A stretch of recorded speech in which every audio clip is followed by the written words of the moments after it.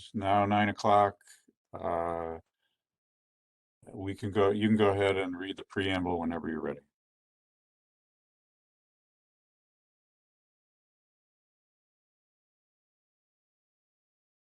There you go. In compliance with notification requirements of Ohio Open Meeting Law under COVID-19 emergency declaration, notice of this meeting has been publicly posted. All boards and commissions under the purview of the City Planning Department conducts its meetings according to Robert's Rule of Order. Actions during the meeting will be taken by voice vote. Abstentions from any vote due to conflict of interest should be stated for the record prior to taking any vote. In order to ensure that everyone participating in the meeting has the opportunity to be heard, we ask that you mute your microphone and use the raised hand feature before asking a question or making a comment. The raised hand feature can be found in the participants panel on the desktop and the mobile versions and activated by clicking the hand icon. Please wait for the chair or facilitator to recognize you and be sure to select unmute and announce yourself before you speak. When finished speaking, please lower your hand by clicking the raised hand icon again and muting your microphone. We will be utilizing the chat feature to communicate with participants. The chat feature can be activated by clicking the chat button located on the bottom of the WebEx screen. There you go. All meeting activities are being recorded via the WebEx platform. These proceedings are also being live streamed via YouTube. We have provided a link to the meeting for those who wish to speak on a particular case via our website and email. We have also received emails from those who have provided written comment on a particular matter, and those are being entered into the record. With that, we would like to call the June 10th, 2021 Landmarks Commission meeting to order. Mr. Pettit, please call roll. Thank you, Madam Chair. Ms. Anderson. Here. Ms. Bailey. Here. Mr. Bonezzi. Here. Mr. Colicchia. Here. Director Collier. Mr. Santora. Present. Mr. Dreyer. Here. Councilman Jones. Mr. Strickland. Here. Mr. Tarasik. Here. Ms. Trott. Here. We are also joined today by Kevin Roberts from the Department of Law and Carl Brunges of our staff, who will be hosting the meeting. Madam Chair, we have a quorum. Excellent, thank you. A little housekeeping to start off. The facilitator controls your slides, so please announce when you'd like them to advance. We'd like to start with our certificate of appropriateness and ask for the applicants to use the raise hand function, unmute your mic and announce yourself and tell us about your project. The first applicant is How Do I Love Thee, tour number 8, mural. Hi there. I'm Rachel Pollack and I work with the board for Graffiti Heart. So I'm here to present this tour to you guys today. So Wordsmith will be coming here. Next slide. About Wordsmith, some of you may know that he is originally from Cleveland. He's a Los Angeles-based street artist living in London at the moment. He's known for this image that you see here on the right, which is his keyboard image. And he's known for his romantic and literature style art. Next slide. Like I was saying, he's born and raised in Cleveland. He attended Miami University in Oxford, Ohio, and moved to advertising, and then moved to Los Angeles, where he began experimenting in street art, venturing out early mornings to put his insignia typewriters up. And then he will be coming here this summer to be part of the Graffiti Heart Tour, How Do I Love Thee. Next slide. Here you can see some of his works. Like I said, on the left-hand side, you can see his insignia typewriters, and then he uses very specific styles to present his works. A lot of his work is very romantic and literature inspired. This one, Aspire to Inspire, will be one of the pieces that he'll be doing here in Cleveland. Next slide. Again, you'll see that on the side here. Next slide. Just a little bit about the tour. It is a Graffiti Heart production. It's a gift to the Cleveland and the community from Graffiti Heart. It's a series of 12-ish small to medium tour pieces and 3 Wordsmith staple large pieces, one being the Warehouse District, which we'll talk about today. We'll go on to the tour is inspired by Sylvia Paul, first-generation Greek American who grew up in Cleveland, who gave the poem "How Do I Love Thee" by Elizabeth Barry Browning to her husband Harry in a love letter in the 1940s. And so this was carried on by her family as a gift back to Cleveland. And next slide. Next slide. There we go. So this is the tour wall number 8. This will be in the Gateway District, the site of Stone Fruit Coffee Shop, located at 503 Euclid Avenue. Here's an aerial view of where it's going to be located. Next slide.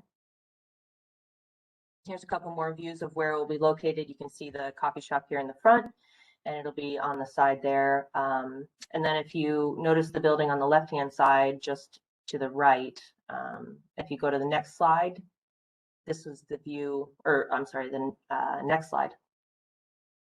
This is the view that they'll have from that building across the street. So it's going on that right-hand side of the wall. Next slide. This is basically the size and scale of what it will be. And if you go to the next slide, I think there's a mock-up. So this will be a debut of his piece, The Heartland, which we all, know and love, our Ohio. But this is essentially the mock-up of what it will be. And I think that's it.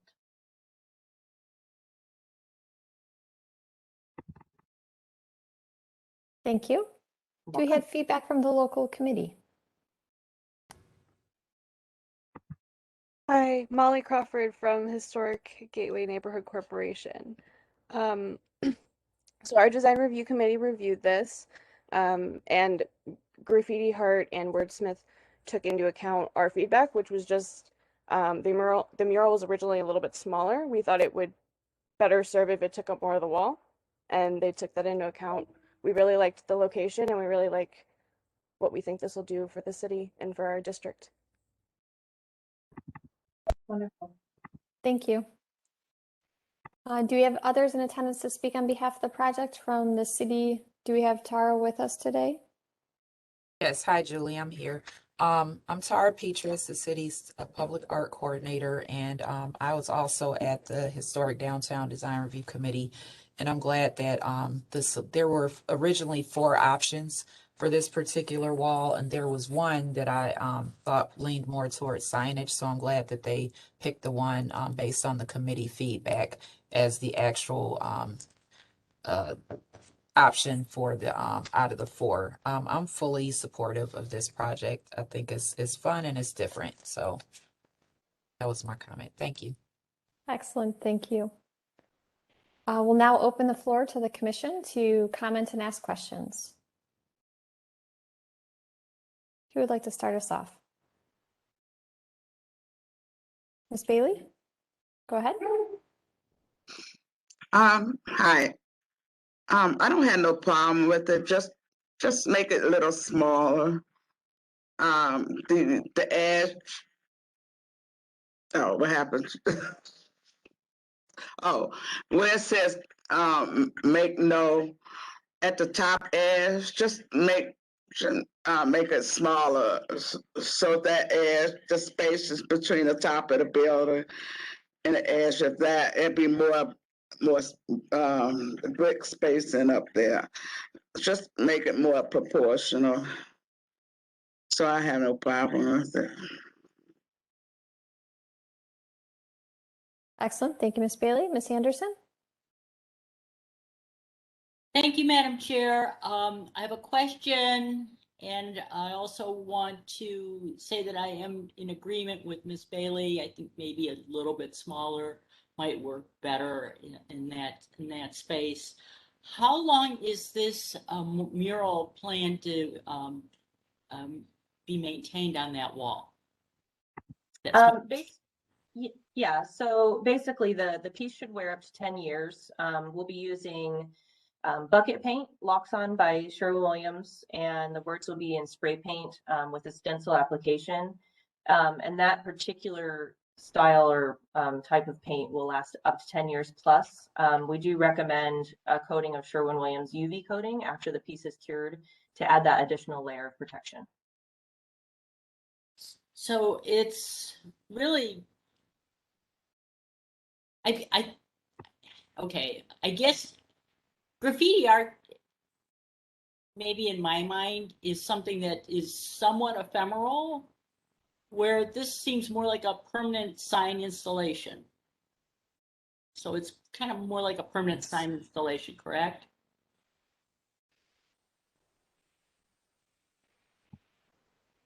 Yeah, if Stami's on, she can speak to that as well. I Tara feel can like, help with this as well. Yeah. Hello, this is Stami Paula. Tara can also help with regards to public mural and mural art in the public setting. Yeah, I had my hand up actually to comment on a couple of things. They did follow some recommendation of the Downtown Historic Design Review, because originally this particular rendering was taking up a lot less space on the wall, and it looked out of proportion and out of scale then. So they increased it, and I see what you mean about decreasing it, but I just want to make sure they don't decrease it back to the size that it was, because it was too small for the space. But the other thing I wanted to say is I would not consider this signage at all. Based on the 4 options that we saw, this was definitely not signage. It's more of an ode to Cleveland. So this will be considered a mural and artwork, and it's not advertising anything. So I wouldn't classify this as a sign. Well, in a sense, it's advertising Cleveland, but I get your point. I still think it's a little large. I did hear in the presentation that you had made it larger, and I don't know what the original size was, but I definitely agree with Commissioner Bailey that, modifying the size, making it maybe a little bit above the plantings that are there and a little lower than, it's really almost to the top of the building. The scale to me doesn't work with the building. I would agree with Michelle. If you all could find a happy medium from the first size was probably half of the size that they had presented. So I think if there's a happy medium between the original rendering and this one, that we could land in a good place. If you can look at the where that light fixture height is and where the brick opening is on the left, to try to keep it within that space. Do you see what I'm talking about? Try to keep it within there. That might look more proportional. It may look better. Try to work with staff on that, because it looks out. It looks out of proportion, the light fixture and then that brick edge. I think it would look better if it's within that light fixture and the that brick edge on the left. It still looks a nice size and it's readable. So try to look at that. It won't look too small. Right. Yeah, we can definitely do that, and that's very helpful. Thank you for that perspective. Mr. Tarasik, I believe you're next. Questions or comments?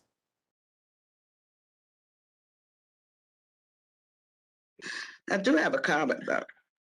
Let's let when I was Ray looking go at first. the description of the artist, I noticed something with the spray painting, but I noticed something called wheat painting. What is that? I can answer that. This is Stami Paul with Graffiti Heart. He's not going to be doing any wheat pasting on his tour here in Cleveland, but wheat pasting is basically a form of street art. It's almost like wallpaper, where you put different types of art on paper type of medium, and you paste over it, like with wallpaper paste. And so that's one of his types of medium, but he won't be using any of that medium during his tour here in Cleveland. Adrian, I it's the just wanted to applicant. know what the terminology is. All right, thank you. Adrian, Mr. it's if you all remember the mural on West 25th, that was a temporary mural that Malaz Miabi had presented a few years ago with the people from the neighborhood. It was temporary, and that was in a wheat paste. Right. Yeah, that was a great example of that. Mr. Tarasik, I believe you had some questions or comments? Thank you, Madam Chair. No, just a comment. I think this is a great addition to the downtown area, and I would agree with my colleagues here as far as the size is concerned, and just suggest that work with staff to come up with the appropriate compromise on the entire thing. But I think it's a wonderful project. Thank you for that feedback. Mr. Bonezzi? Thank you, Madam Chair. I'd just like to give my support of the project, particularly because I live 1 block away from where this is, and I frequent this street a lot. So it'll be a great addition to not just the downtown community as a whole. So I'm excited to see it. Excellent. Thank you for that feedback too. I would just echo what everyone else has said. I think it's a great addition, but I do think there still needs to be on the size because it feels like it's crowding the parapet too much, and the landscaping on the at the lower edge. Obviously, landscaping can be pruned to allow for visibility to this, but you want to hit that happy medium, especially how it relates to the parapet above. It just feels like it's not just quite centered in the way that we'd recommend.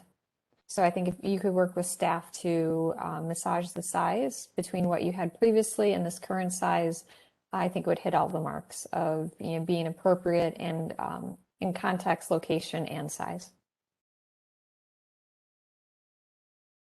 Other questions or comments from the commission? Mr. Bonezzi, you still have your hand up.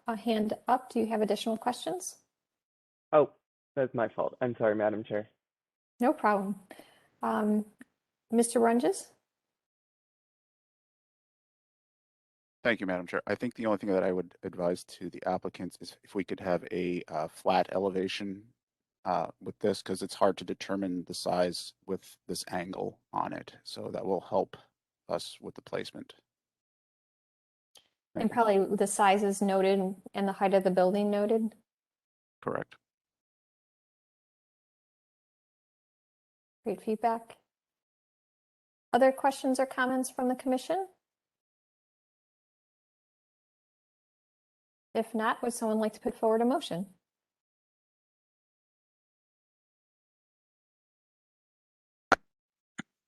I'll make a motion. To move the more as presented, to work with staff to make adjustment with the size. And a comment was just made to make a elevation with the artwork on a different format. Thank you. So we have a motion with the conditions to continue to adjust the size, bring down the size some, and to submit a flat elevation with the height of the building and the size on that elevation. Do we have a second to that motion with those conditions? This is Alan. I'll second. Thank you. We have a motion. We have a second. Any further discussion? Mr. Pettit, please call roll and announce the results. Miss Anderson, Yes. Miss Bailey, Yes. Mr. Bonezzi, Yes. Mr. Colicchio, Yes. Mr. Santora, Yes. Mr. Dryer, Yes. Mr. Strickland, Yes. Mr. Tarasik, Yes. Ms. Trot. Yes. The motion passes unanimously. Excellent. We look forward to seeing the installation. And one last question, what's the timetable for the installation? I Want me to mean, do answer that, you Rachel? have like the date specifically? Yeah, it's, so Wordsmith will be in Cleveland August 6th through the 14th, and we will be publishing the actual schedule of the installations, hopefully early July, so that, people can actually be there while it's being installed and then tour the different pieces. Excellent. Well, it looks like a wonderful addition. So thank you. Thank you for your support, everyone. We'll move on to our second applicant located at 2438 Scranton Road, Murals for Convergence Continuum.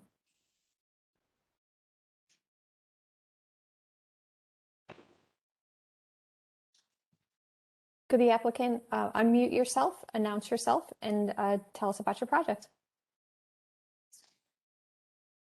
Mulberries from Columbus Road.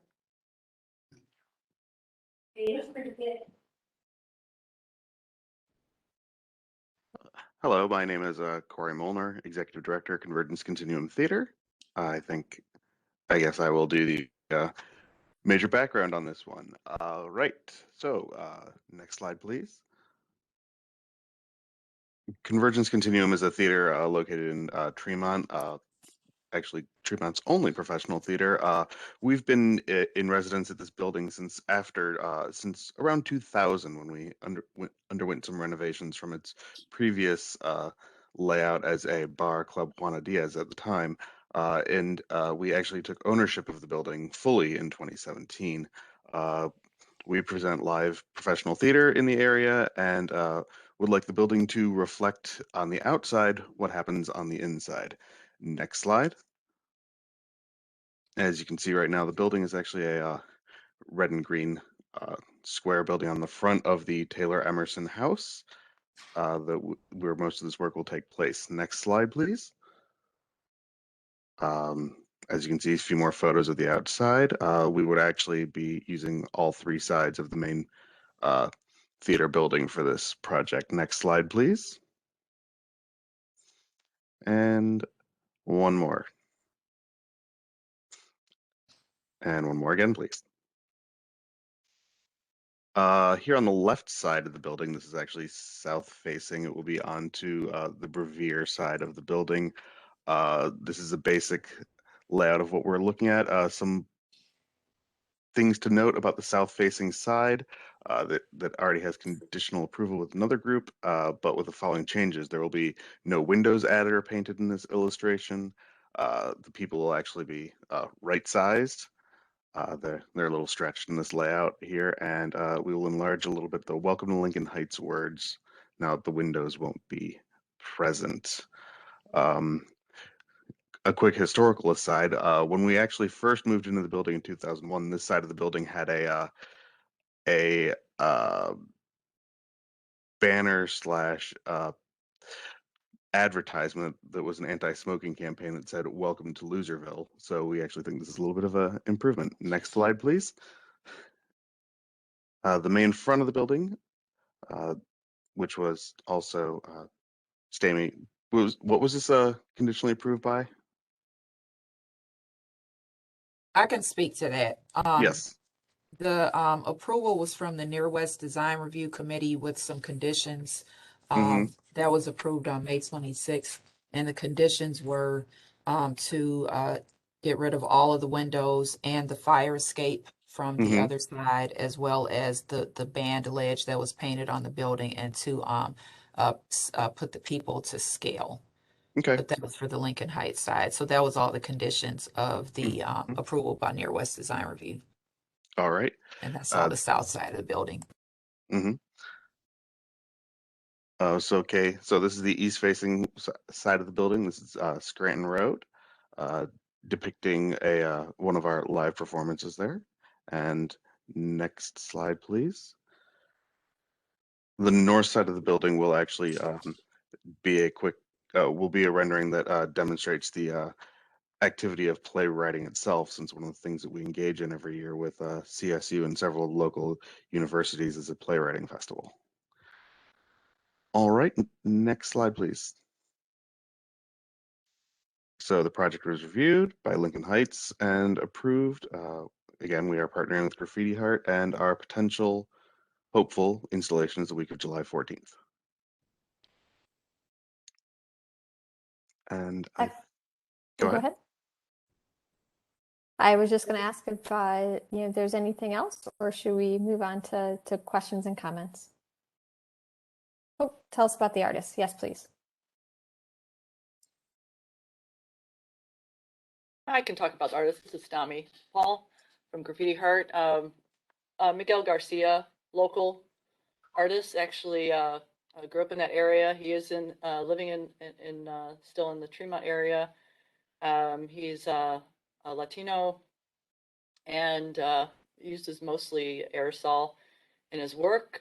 He's at least in the graffiti and the commission approved artwork. He's one of the top detailed aerosol artists in Northeast Ohio, and he will be leading and completing this project.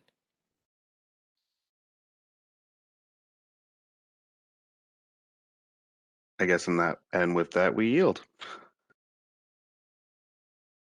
Excellent. Thank you for the presentation. Do we have feedback from the local committee?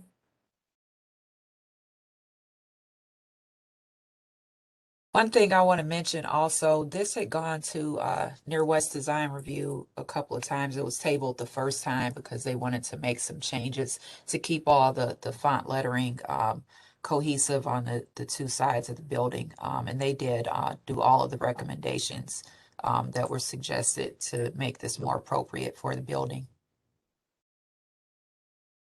Excellent. Thank you for that feedback. Do we have someone representing the local committee that can speak about the meeting? If not, Don, do you have the report to review? I do have the report that was written up by Ms. Petrus. I don't think anyone's here from the committee to speak to it, but I think she adequately summarized all the issues that the committee had. And I think they're all good. I think, in terms of staff, we support the project. I do have a question about the one element on the east facade, which seems to show coming attractions, and I just want to understand what that element is. But they have agreed to make all the changes that Near West asked for.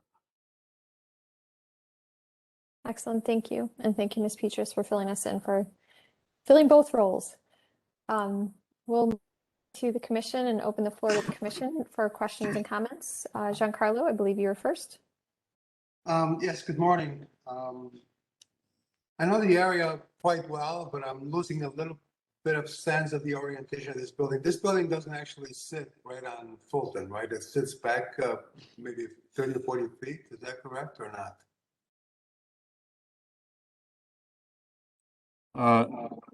Giancarlo, we landmarked this building because of the historic house that's in the back of the property. Yeah, right. It's about 30 feet back from Scranton.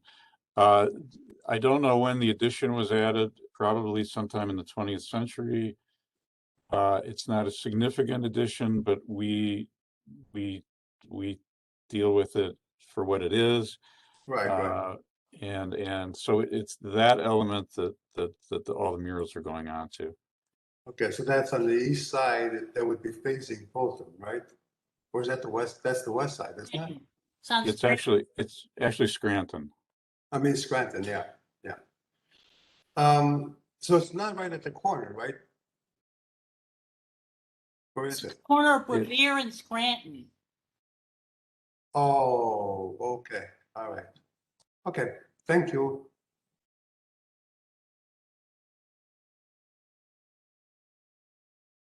Sorry, my mute button got caught there. Ms. Bailey, I believe you're next. Okay, based on a local community comment, so I understood that they wanted to get rid of the window and the fire escape as part of the painting. So it's Lincoln Heights in Tremont, Ohio. Is that okay?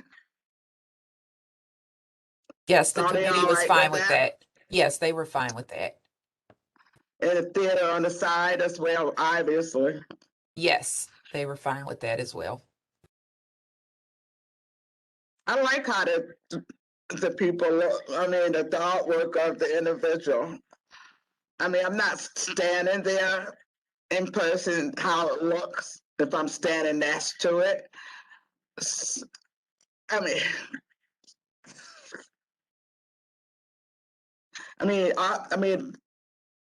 artwork, I mean, do artwork necessarily have to be in the actual size of a human being? I mean, that's the beauty of artwork. It's abstract. It doesn't necessarily have to be the actual size of a human being. That's my comment. I think it would be interesting or nice to see the adjusted mural without those. Ian, looking at it, looks like those people were probably about 3 or 4 feet in height, based on the canopy. Okay. So I think Right. it'll be up to the artist to take the feedback and adjust the artwork. Okay. Any other questions, Ms. Bailey, or should we move on to Ms. Anderson?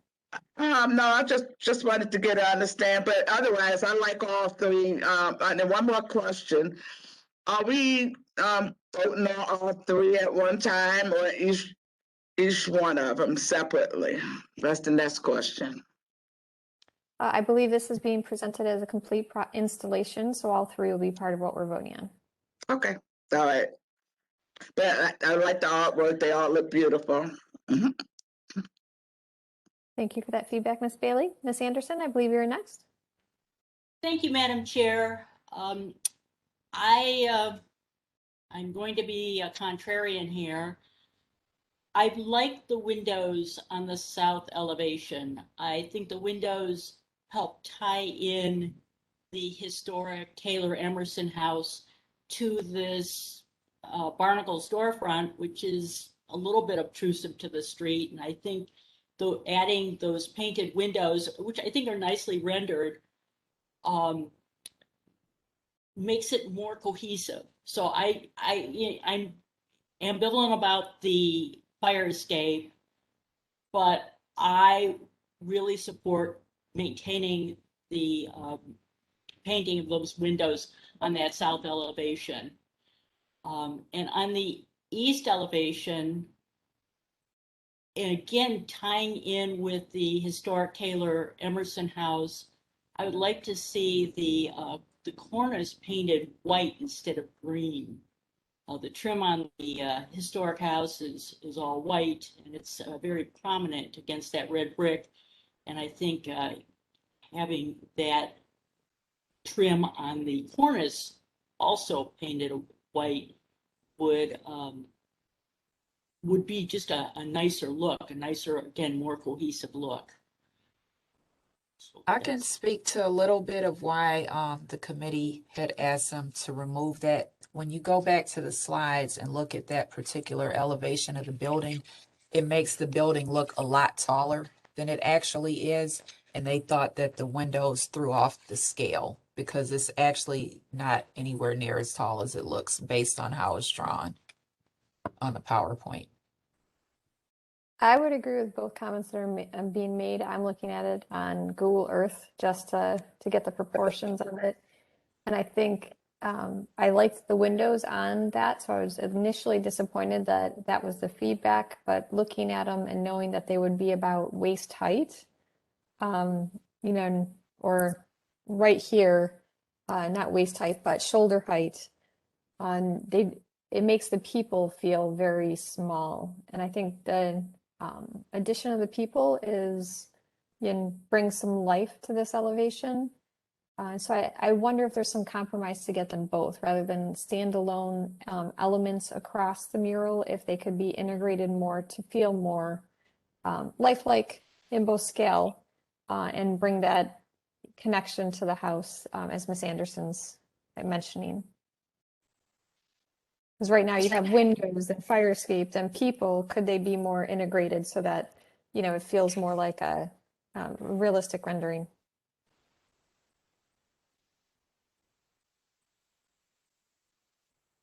Giancarlo, I believe you had your hand up next. Or Miss Anderson, I'm sorry, were you done with your comments? Did you have any more? I think that's basically it for now. Thank you, Madam Chair. Thank you. Giancarlo, I believe you had your hand up next. Thank you. I have to say, I'm really excited that this building is functioning and working. It's a great addition to the neighborhood. And actually, I'm sure that the committees and people involved have already done all their work. So in my opinion, anything they do is just fine with me. I think it's just theatrical. So let's be theatrical. And it's, again, I think it's just, I'm so happy that it's functioning and working. So I will approve anything they suggest. Thank you. Thank you, Giancarlo. Mr. Tarasic, I believe you're next. Thank you, Madam Chair. I echo the comments that you had made earlier as well. I mean, when I first saw it, I liked the windows on there. I liked the scale of the people. I was, you know, with all due respect to the local committee, I did like the project the way it was presented. But I would agree with you that if some adjustment to integrate all of those features there, I think I'm supportive of the project, period. But my own preference is to see more of what is in the original one as presented, incorporated in the final project. I like what was presented. Thank you for that feedback. Mr. Dreyer, your hand was up next. Yeah, I actually like the windows too.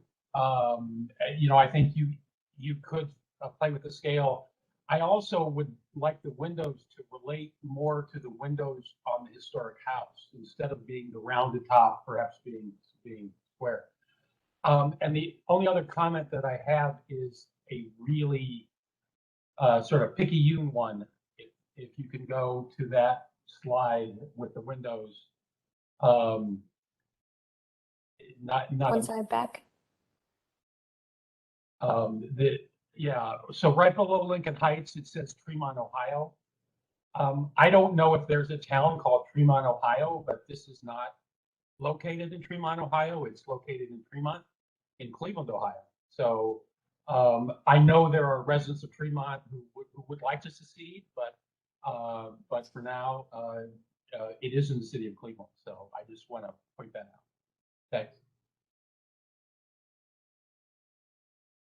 Good feedback, Mr. Dreyer. Mr. Bonazzi, I believe you're next. Thank you, Madam Chair. First off, like, I am very supportive of the project. I think there are a few comments that I want to echo from everyone. One was Miss Anderson's about possibly painting that top cornice white. I keep looking at this on Google Earth and I'm imagining that being white and how it would really kind of tie this back to the historic house that's behind it. And then also echoing, I do like the windows. But I do agree that I think this style of window is actually in conflict with the style of window that's on the house that we're looking at, the rounded versus this kind of tall rectilinear. And then lastly I was going to pick up on the semantics of there is no Tremont, Ohio. There's Tremont in Cleveland. But those are my three comments. But I'm very supportive of the project. I'm excited to see what comes of it. Excellent. Thank you for that feedback. Mr. Pettit, I believe you're next. Thank you. The commission's already pointed out the style of the windows, and I think that's important to change. Corey, could you address the element at the left end of the front elevation? Is that a painted element? Is that meant to be filled in on a regular basis, or is it actually a sign of some sort? It would be typically filled in with a temporary poster of what was now on stage. Okay, thank you. That helps a lot. But it is a painted element, and the poster would fill that black space, correct? That is correct. Okay, thank you. Thank you for those questions. Mr. Santora. Yes, thank you, Madam Chair. My question would be, yeah, everybody's talked, had really good points, so I won't belabor for the other parts. But my question is on the elevation we were just looking at. It seemed that there was a doorway, and what you're proposing shows like, is that all painted? Are you removing the overhead door system? The roll top door will remain. It is so it will be painted over. Okay. Okay. And then on the what is it, the north elevation? I think it's north, right? Yeah. Yes, this one.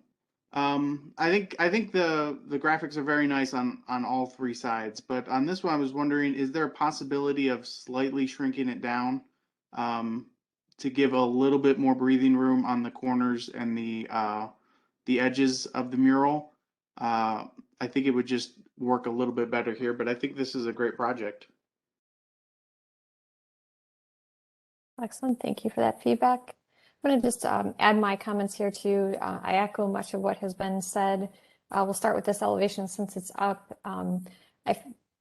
I like the current installation with the word theater here, because I think your mural is very nice, but right now it's not relating, and maybe because I can't see, or it's not helping me understand that this is a theater and that the playwright is what you're trying to connect to, with that mural. So I wonder if you could shrink it down and investigate, is there a way to put the word theater back into the overall artwork so that people understand what you do, because I think that's it's very important. And by this image, I don't know if everyone will understand that you are a working theater. But the scale of this, to Mr. Santora's comments, I feel would probably be a little bit better if you could reduce it so that it's not crowding your parapet and your edges as much. So I would recommend exploring that. If we go to the east elevation, my question was very aligned with Mr. Santora's about the overhead door and the man door on the left side of the upper left image. You mentioned those are stained. So those will all be painted with a faux brick or block pattern. Is that what is going to happen here? By the artwork, it looks like you're painting a larger block element just on this elevation, or is that on all elevations? Does my question make sense? I believe that was just mimicking, or not mimicking, but that's the actual brick. This is just Photoshop, but they're not going to be painting bricks on the building, from what I understand. That is correct. Okay, so you'll just be flat painting, the overhead. So everything will go to the brick red, and then your mural will be placed on top of that. And any of the elements to the right side of this and the words that overlap that overhead door will be applied to the door itself. That is correct. Okay. I had a question about Tremont, Ohio. Did you all have any recommendation to the artists on how they would put that, if Tremont neighborhood or just Tremont, or was there any recommendation on that portion? May I say something? Go ahead, Giancarlo. Thank you. Well, at one time, what is now Tremont, which is a neighborhood of Cleveland, was known as Lincoln Heights. There's other buildings, even including the bank building on Professor had a sign on it. I think it still has on it. It says Lincoln Heights. So, yes, Tremont is not Tremont, Ohio. It is a neighborhood in Cleveland. So I think I like the idea of preserving the Lincoln Heights name, but maybe we should just take Ohio out of the Tremont portion of it. It's not an independent town, it's just a community in the city of Cleveland. But Lincoln Heights is, a subdivision of the neighborhood of Tremont. So you feel it's appropriate to keep them both on there? I think we can keep them both because there were actually two different names for the same community. So welcome to Lincoln Heights, Tremont would be fine. Just take the Ohio out because it's just a little bit confusing. It's not an independent city in the state of Ohio. It's just a community part of Cleveland. That's all. Thank you. Thank you. Ms. Bailey, additional comments? Oh, actually, I'm going to finish mine since I didn't finish them. Yes. 1 second, Ms. Bailey. Just the last one was about the cornice. That I agree. I think if you could paint the cornice white to align with the color of the house, that it really would allow that connection between the two structures. It would be a stronger connection between the two, and really highlight the beautiful detail on this building.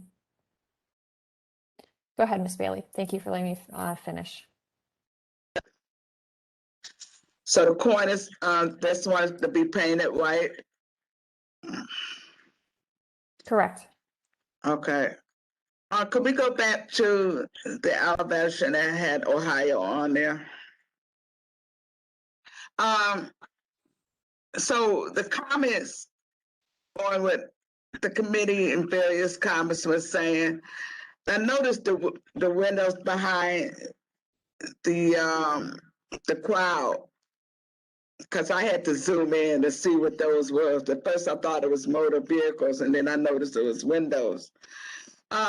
So back to the local community comments. Were they talking about the windows on top or the windows behind the group of people? They were referring to both. Excuse me. They were referring to both. They wanted all of the windows removed because of the scale. Oh, okay. I like the windows also, like many of the committee members did, but once I looked at the scale that was referenced and realized that this wall in the rendering looks like it's a 2-story building, but it's not. So that was why they suggested that having all of that, once you actually got everything on the wall, that it would morph the people and just kind of distort all of the scale. But I thought architecturally that it was just a nice feature to have. But I also agree with the points that were made about if there were windows on that side of the building, that they should be cohesive with the ones that are on the Taylor Emerson house that it's attached to. Okay. I see the 2 square windows above. I'm just wondering how it's relating to those 2 windows up there. That was I another like thing. everything in there. As is. That was another thing. Madam Chair, go ahead, Tim. Did you say something? Yeah, that was another thing that they brought up. Those existing windows on the building don't have any function. They talked about possibly filling those in or including them as part of the window, but there was a lot of back and forth conversation before they came to the conclusion that the windows probably should just be removed. Unless do you know if there's offices is in there or is it being used? Because don't want to block it unless there's some new space in there. There wasn't. I'll let Corey speak to that, but that was one of the questions. And I forgot what they said was on the other side of that, but it wasn't like office space or anything, but Corey could speak to that. Are we referring to the 2 green squares there specifically? Yeah. Those are actually exhaust vents. Oh, really? Yes, they're little fans. They're only about 1.5 feet to tall. So they're small squares. They're exhaust vents on the inside. So bricking them in would be a little impractical. Okay. There might be something you can do right there. Maybe put some red color louver, you know, to match the color of the brick, and that'll kind of make the opening less visible. That might be another option. I don't have no problem with those windows and the fire escape there. Okay, great So- feedback. Mr. Santora, do you have questions or comments also? Yes, thank you, Madam Chair. Actually, my question would be if we can go to the Scranton elevation, and it's kind of a follow-up. So in looking at the existing streetscape image, and I know it's kind of hard to see in the existing image, Carl, I don't know if you can zoom in on it. Oop. So in when I'm looking, because I'm on Google Earth here looking at it as well, it appears that there are like brick piers and inset boards on that facade, so it's not 100% flat as indicated. Oh, perfect. So you can see kind of the pilasters in and then inset. So I'm just wondering, did you guys investigate when you were determining your sign, or not sign, excuse me, the mural? How it would interact with these different setbacks and surfaces that you have there, because I think what you're proposing in the rendering looks extremely nice, but I'm just wondering if when you actually start putting it onto the surface of the building, if it's going to read as well as it seems in the rendering. So did you guys investigate that, and what are your thoughts on it?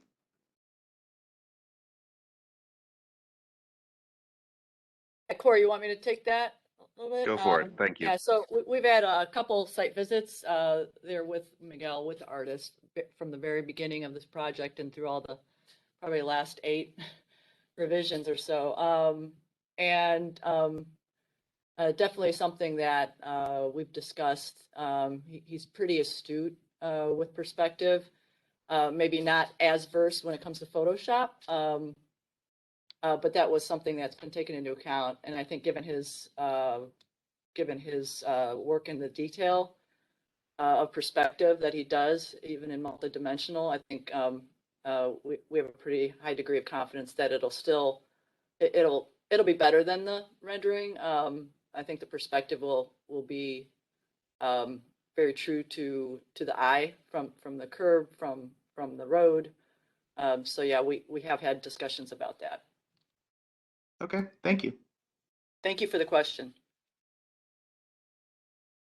Other questions or comments from the commission, or someone like to put forward a motion? Madam Chair, this is Bob Strickland. I'm working from my iPad this morning and I can't get the raised hand function to work. So I was just Not a waiting. problem. Go ahead. So I have a question about the north elevation. There's a large apartment building being built presently on the lot at the corner of Scranton and Wiley. And I wondered how close that apartment building will be to this north elevation, possibly obscuring the total message being conveyed with the proposed mural. Can you address that? This context photo doesn't show. Yeah, Tara,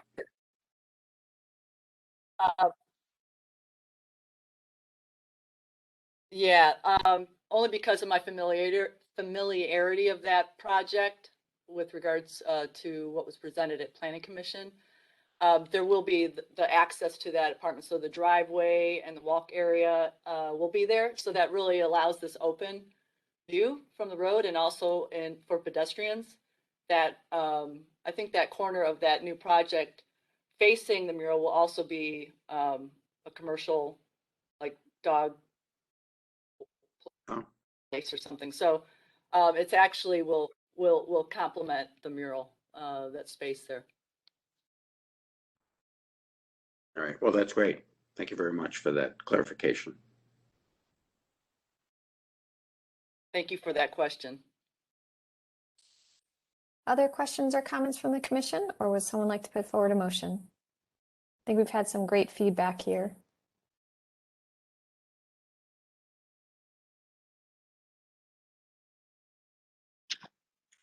I present I make a motion, to move the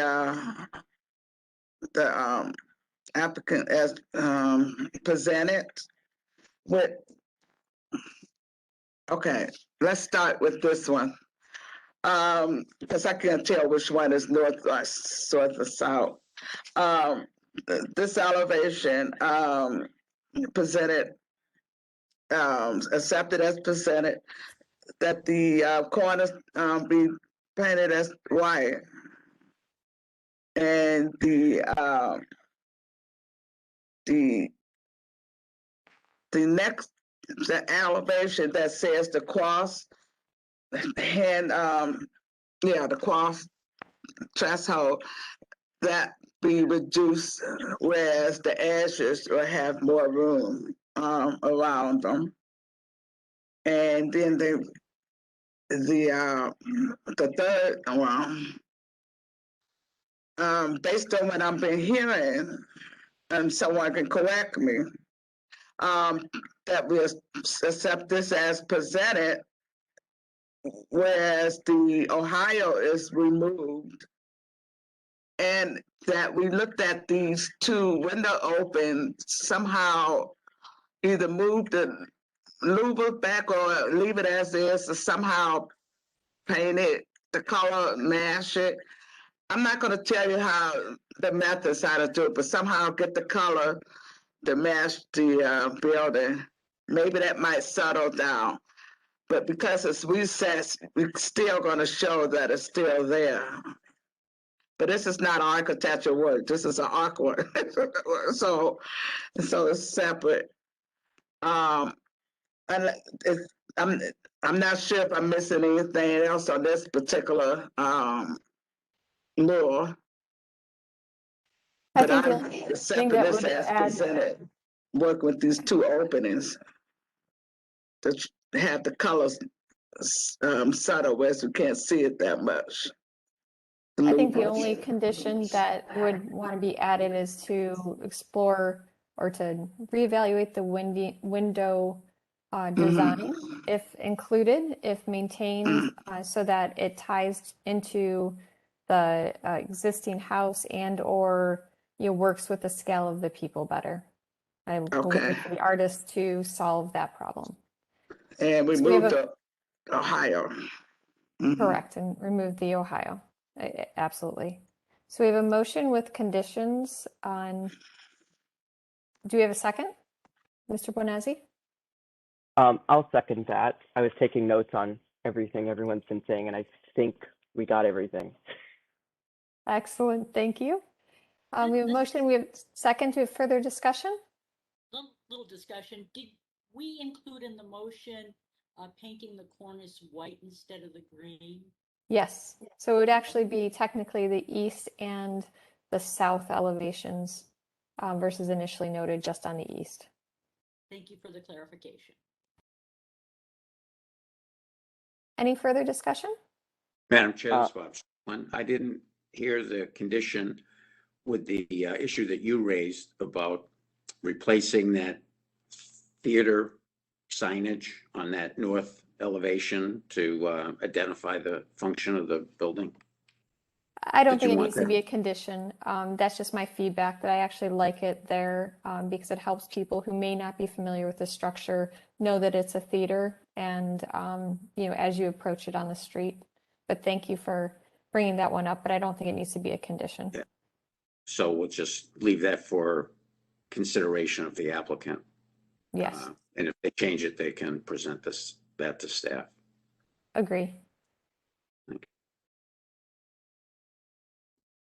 Any further discussion? Mr. Bonazzi, you had your hand up? Yes, Madam Chair. Not to reiterate anything, but do we want to list the conditions just so that staff and everyone clearly knows what the conditions are? Just like, clearly laid out. Would you like me to reiterate that? Because I know there's been a lot of talking and going over it. Sure. If you would like to have it noted, that would be great. So I believe, taking into account the whole commission's notes, the conditions were to consider shrinking the northern elevation on the building to better fit the proportions on the east and south elevations, converting the top cornice to white. And then in terms of the south elevation is to revisit the typology and scale of the windows that are being drawn, removing the Ohio in the part of the Tremont, and then also considering repainting or changing the color of those air vents. I believe that was everything in the conditions. I agree. Perfect. I think that covers everything. Any further discussion? I think, thank you, Mr. Bonazzi, for restating. I think that's helpful. Madam Chair, just to clarify further, we are also retaining the fire escape and the white band across the south elevation. Is that correct? The motion was as presented with those other changes. I just want to make sure we're covering all the elements here. I guess I would like to leave a little bit of artistic, interpretation for the artist. I think the feedback that, the window typology needs to be aligned with the existing house. We need to, align it with the opening some so that it feels more integrated and the people feel out of scale. I think I'd like to, as it said, this is a piece of art and we're trying not to, nitpick the art itself as much, in my opinion. So I think it's all feedback to the artists that, I think the preference is it needs to be more in scale to the one-story building and tie into the existing house, with the final product. And I guess the best way to say that is that we should bring this back to staff to review the final piece of art when you make those adjustments. Thank you.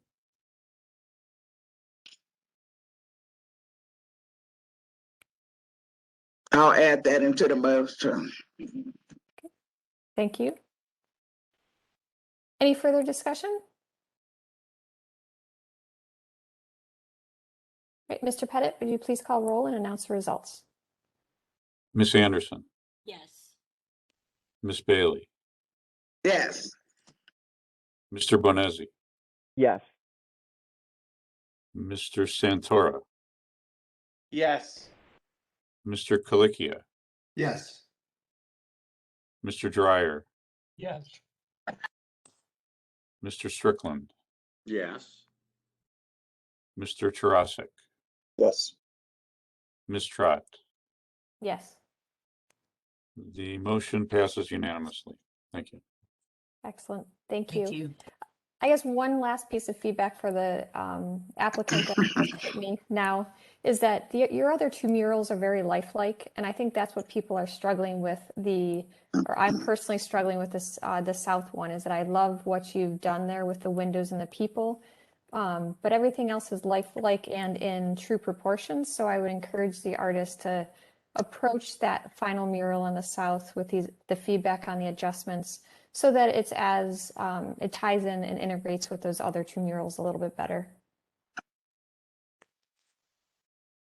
So with that, thank you. We look forward to seeing this installed and here in the very near future. So good luck. Thank you. Thanks for all the feedback. Thanks, everyone. Thank you. Thank you. We'll move on to the third Thank you. applicant. We'll move on to the third applicant located at West 47th Street in Lorraine, new constructions of townhomes. Good morning, everyone. Madam Chair, thank you. Members of the commission. My name is Michael David with Kenez Homes. Also on the meeting today are Hannah Cohen with Kenez, Jim Makito, our partner on the project, and Patrick Thornton, our architect with 6 Mo Architects. Just to give you guys a little background on the process that got us here today, we started out meeting with both OCI and the city on this project, as well as presenting it to Councilman McCormick. We received his approval. We have a letter of support from him, which we've submitted. After that, we presented to the Block Club and put up a co-urbanized site in conjunction with OCI to let the community know about the project. We've also presented this to design review and obtained final approval from them. We've made multiple changes to the plan, which Patrick will go through when he's taking you through the program. But we see this as a furtherance of our development down Lorraine. We've done the Forest City 5 townhomes on 47th. We're working with urban community schools across the street, and we're hoping to continue that development trend westward. So with that, I'll turn it over to Pat to go through the program. Thank you, everyone. Good morning, everybody. Thank you for your time. You've seen this project before, but you haven't seen it in this form. We've made some significant changes to the project based on feedback from local design review and from our past presentations here to Landmarks. If we could move ahead a slide. So sometimes the cover sheet reveals all of the big surprise, the big reveal down the road. So we kind of already did that. Located here at the corner of West 47th and Lorraine at the northeast corner. You're familiar with the site location. Forward, please. These are some aerials that we've added to the presentation to give you a little bit better sense of the context. You can see we have a odd-shaped property. We will be essentially eliminating a surface car lot there, which is a positive attribute that we believe. You can move forward a little bit. Some context photos. These are the buildings that are immediately surrounding the Forest City Shuffleboard, which holds a special plate in Jim's heart, obviously. In the upper right, we have the 3 buildings that are directly across the street from our property. And then at the adjacent or catty corner from the Forest City, down in the bottom left, across from Forest City where the Arsenal Cider House is. And then you see the Forest City 5, which was a Knez project a few years ago, which is directly adjacent on West 47th. These are some images of some of the context. With the prior design was not appropriate for the context. That was clear, not just through the design review, but from our perception. So we went back and we studied kind of some of the other appropriate buildings in the general direct area, but also along the Lorraine corridor. And these are some examples of those. And what we've done with our new design is we've drawn some of the unique characteristics from these buildings, and then we've transferred those concepts over to our latest design. You can move forward a slide. Some ground level images. We showed you the aerials. These are existing site images of the property. Again, of note is the surface parking lot that will be eliminated as a part of the project. The site plan has changed very little from our last revision. There are some subtle things that we'll talk to when we get to the building floor plans, but no curb cut along Lorraine Road. Actually, no curb cut for the whole new project. All of the access to the property is off of an existing drive along West 47th there, just north of the north building. We've got some technical data here of note inside the technical data. It's actually information that we removed from the data this time, but we actually, we'll talk about it a little bit more in a minute, but we actually exceed the requirements for street front glazing for both the townhome and the PRO. Relative to the PRO, we actually exceed the retail requirement for glazing at the 3 to 7 foot level. So if we could go to the next slide. Okay, so here's the big reveal again. You'll note down in the left-hand corner that we are showing the last 2 generations of this project. The bottom left-hand corner was the presentation that we made to Landmarks over a month ago. I don't even, maybe almost 2 months ago now. The smaller image up above that was an intermediate iteration that we worked with local design review on. And then the larger image is where we've landed. What you're seeing here is along Lorraine, a more contextual elevation with a more appropriate street front. The design changes are really intended to represent the context of the neighborhood better than we did before. And actually, I think we've really done a fantastic job with that. we've made some minor tweaks to materials relative to our last iteration, although you haven't seen it in a while. We've gone to a full brick for these facades, which allows us, we've done it in 2 tones here, but that allows us to add some context appropriate detailing. We've got some soldier coursing in here. We've got some stone sills that we've added into here. And we've got some depth to those windows now to eliminate the effect of a flat front. If you can move to the next slide. This is actually the view down 47th. You can see that, again, we've used some contextual materials that the similar materials to what we have along Lorraine for the 3-unit building now. And we've also eliminated the arched windows that we originally had on the 3-unit building. You can see that on the Forest City 5 next door, we had some arched windows there. We've gone to a more rectangular window, which is a little more appropriate for the development and a little more appropriate for the Lorraine corridor. Moving forward, a view, aerial view, and you can see again, you can see on the bottom right, you can see the generational development of these drawings. Aerial view, you can see the, you can't really see it too well on this particular thing, but we've done some brick detailing. We've added this belly band and this cornice. And the belly band is really representative of, something like the sign banding that we saw in some of those other context photos, but it helps to break the stout verticalness of that facade. And it really brings the lower level down to a real tangible pedestrian scale. We've also done some minor tweaks.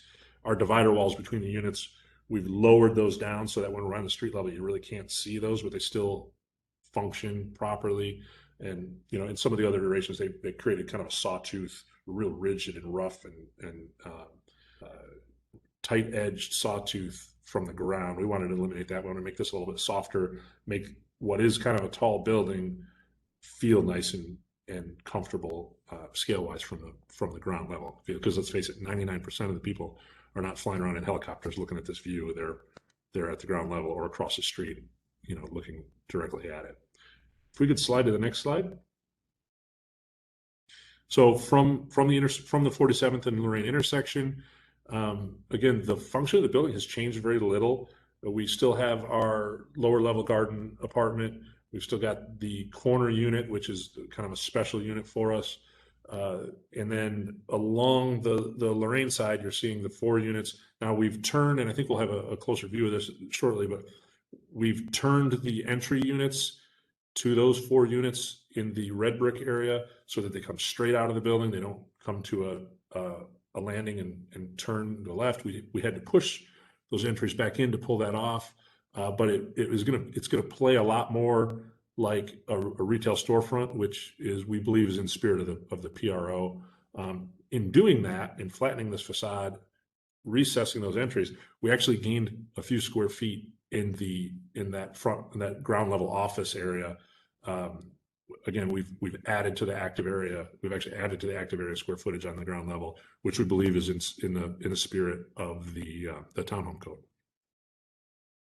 Moving forward, here you can see a little bit closer up. This is my old favorite view.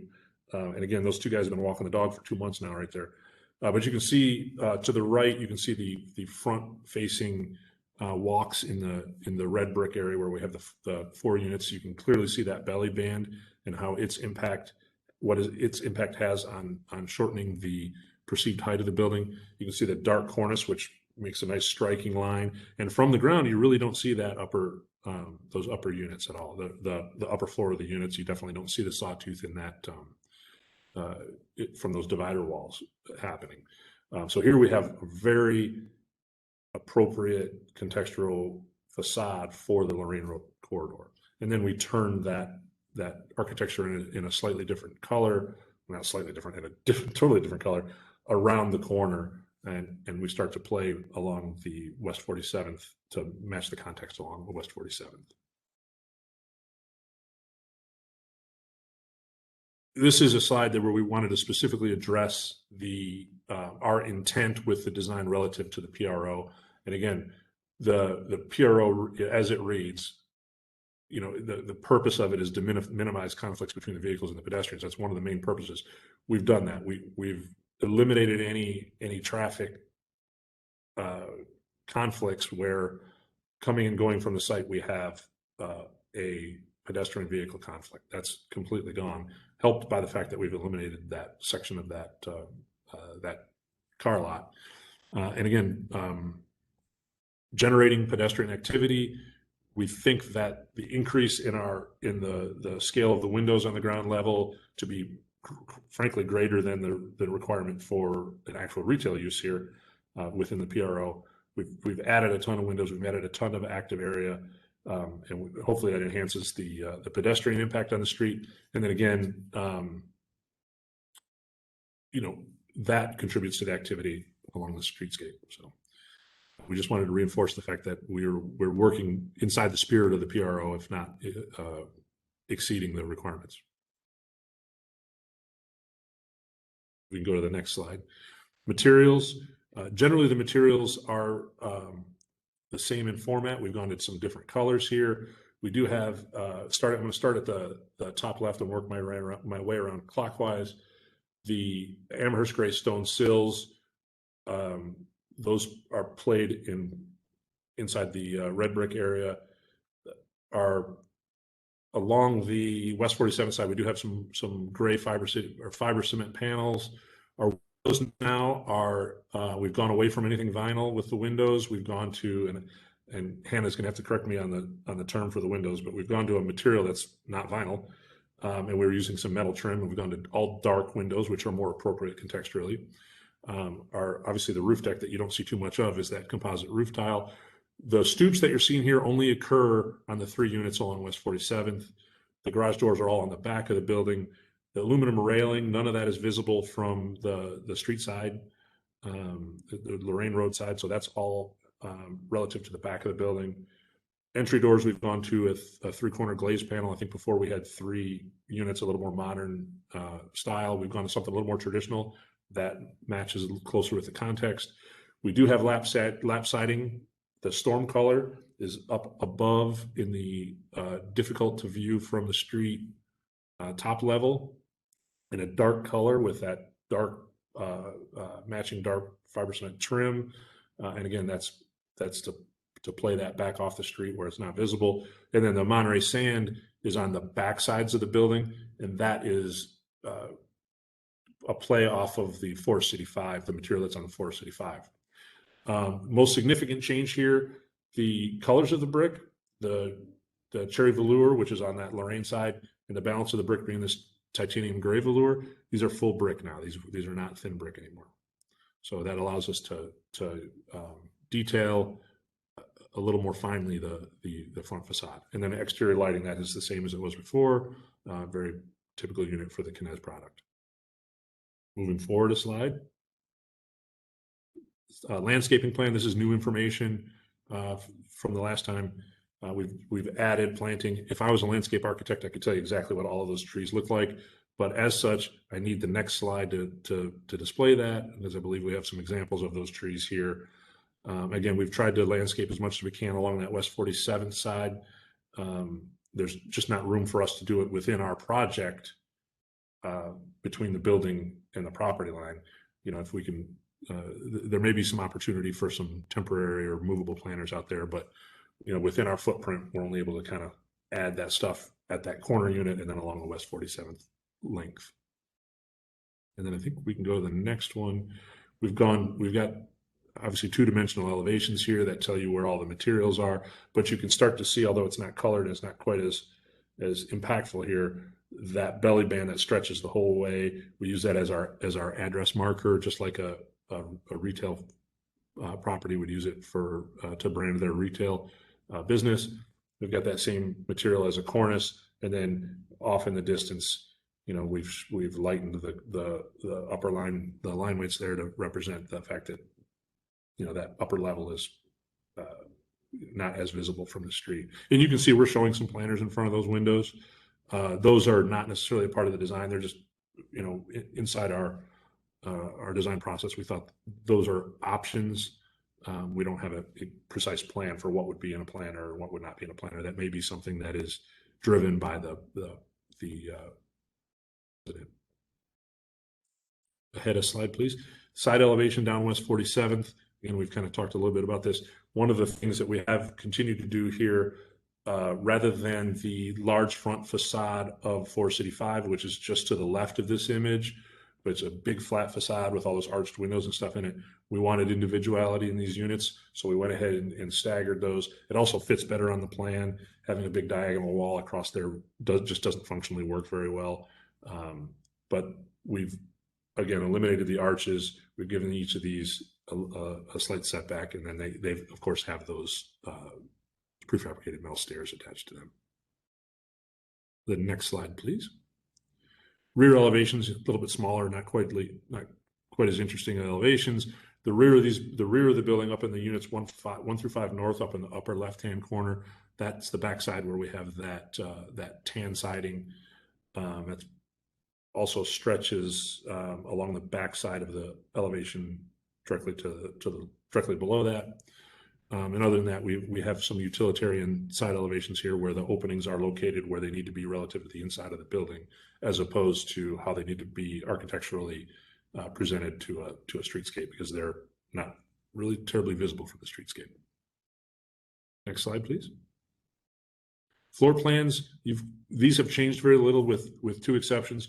One, this office area that you can see on the ground level along 47th, we actually were able to increase the square footage of those by flattening the front of the building.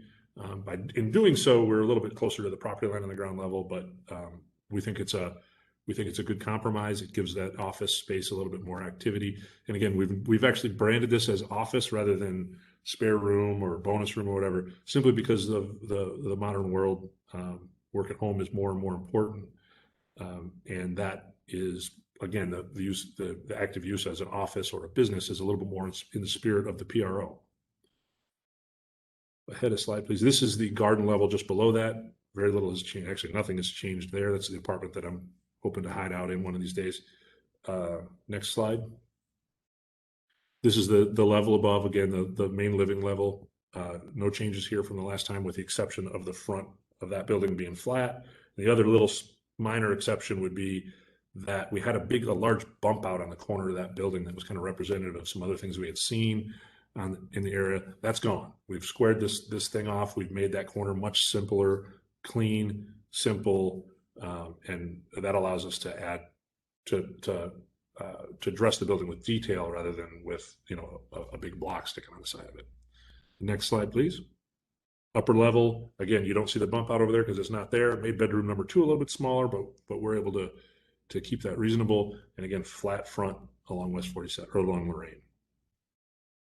Next one, please. Upper level, no changes here really, except that the divider walls now, again, we've taken those divider walls, kept them at a reasonable height so they're functional up against the building, but we dropped them down so that they die in just under the parapet so they're not visible from the street at all. Next slide. The 3 units along West 47th, the design has not changed at all on these. Main living level, and then of course you'll see on the next one you'll see the bedroom level, and then we cap it out with our roof decks up there. And I think that may conclude our slide. Yeah, that's the end of the slides. I'm done talking too fast, but I'm here for questions. Excellent. Thank you for the presentation. Do we have feedback from the local committee? Hi, good morning, Madam Chair and members of the Commission. I'm Donna Gregonis Bailey with Ohio City Incorporated and Tremont West Development Corporations. I am the Director of Neighborhood Development. So thank you again for your time and continual consideration of the comments given from the local committee, Community Development Corporation, and community. I wanted to say that. So Jim Makito in this project, the owner, has been heavily invested in this area for a long time. And I know as the CDC and local residents, we are really excited to see continual investment on this important corridor, Lorraine Avenue.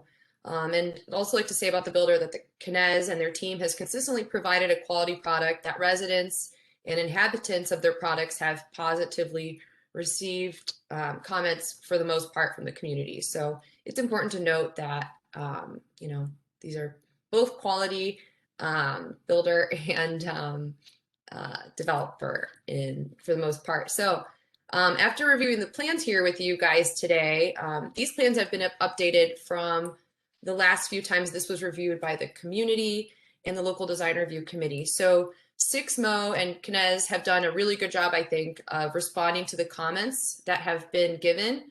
So I'm going to give you, let's see, the local design review committee unanimously approved this with the following recommendations to the commission. So no vinyl windows, but either aluminum clad or FiberX were recommended. Used on any front-facing facade, so no vinyl on the facades of the building, and that's typically not allowed in the historic district. So anything that is visible from the street, they did ask that it should be composite siding such as Hardie, or the full brick that it seems like they have changed to. And then formerly there was a turret bump out on the corner of the building, but they have since simplified the drawings to incorporate that feedback from the local design review committee from only a week ago. And then keep the units on the 47th Street facade in line with each other by removing the staggered setback as designed and asking to consider a cornice. But it looks like that might have been addressed. And there was a railing formerly on top of the units that was visible from the street, but that also has been addressed. And there were formerly arched windows, but those have been removed. And that was asked to be a recommendation. So one thing that they did ask, and I know Sixmo did mention that they would like to further develop the landscaping, whether it be planters or some sort of plant material, but it looks like they are taking that into consideration. And then they were asking for the front to meet the parapet on the top of the building and for the dog houses on the top to be a darker color, but it looks like that has also been remedied. So thank you for responding to that feedback, Sixmo and Knez.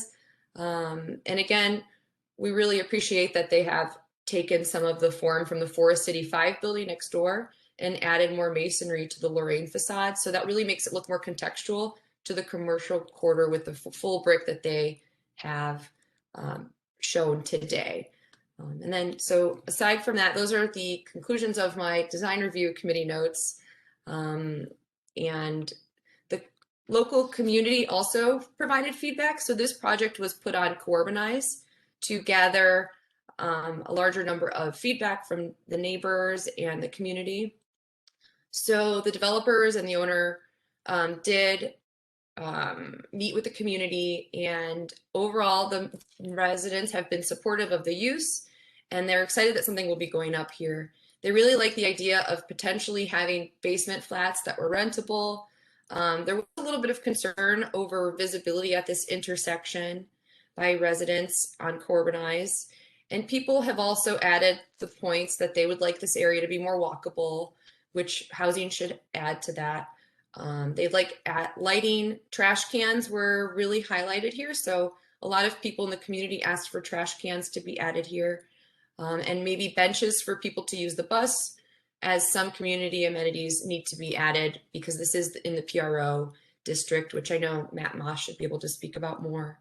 And again, the community thinks that this is an important development for the area.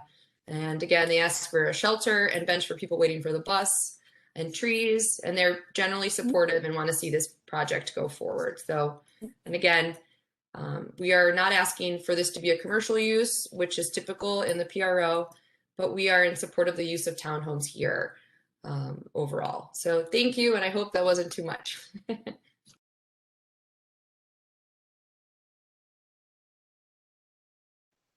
Thank you. Mr. Moss, do you have feedback for us related to from city planning? Yes, thank you, Madam Chair. I don't have much to add. I think Donna did a really great job summarizing the process we went through.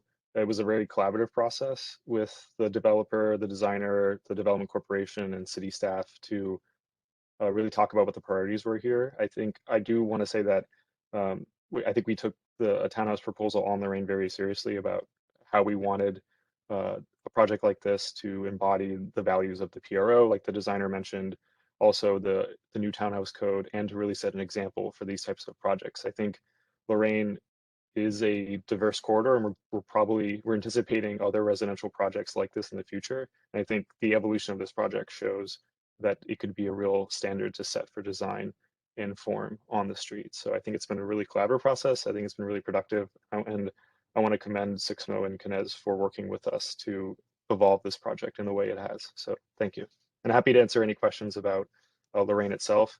We are working with our capital projects office on a reconstruction of Lorraine, which will include elements like Donna mentioned, that the community indicated that they would like to see more streetscape amenities and more streetscape features. That project will include, we're anticipating it will include a cycle track and multi-use path. So that is a very complicated process, but projects like this help inform that and where we place those streetscape amenities in the future. So that process is forthcoming, and we anticipate it will be a robust one.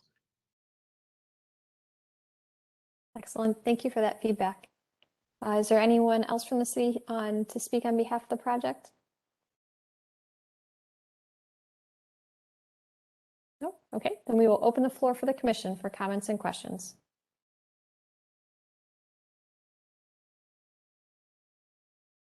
Mr. Santoro.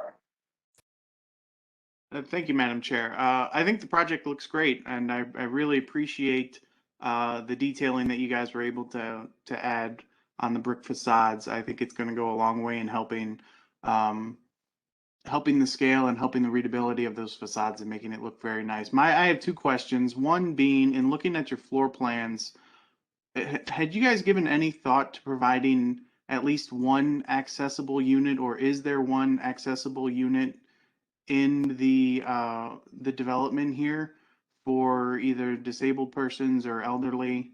One of the things that we want to focus on is aging in place, and I'm looking at this, it seems like there are no considerations for that. But perhaps I'm mistaken. Can you guys speak to that a little bit? I can tell you that the townhouse code makes it pretty difficult to make an accessible unit because of the change in elevation from the street front to the main level. And I would be honest with you, I would need Hannah's help to tell me if we considered that earlier on the design, because my original designer is not here anymore. So Hannah, did we ever consider that? We didn't consider that for this particular project.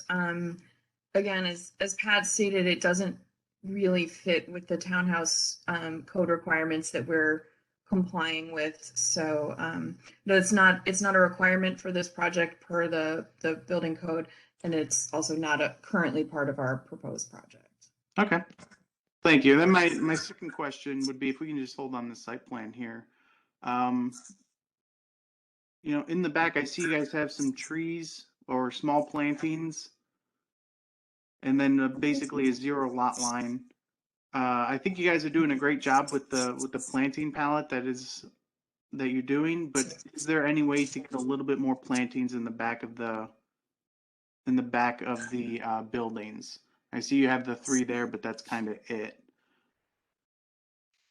I think we could certainly look at adding some more landscaping in that peninsula that I think you're referencing, where those 3 plantings are, and maybe a little bit more shrubbery at where that drive lane enters this parcel. There's a corner there that we have a little bit of space, so we would certainly be open to adding a little more landscaping there. Okay. And I did just want to also note those we are proposing those new 5 street trees in the tree lawn on 47th. Excellent.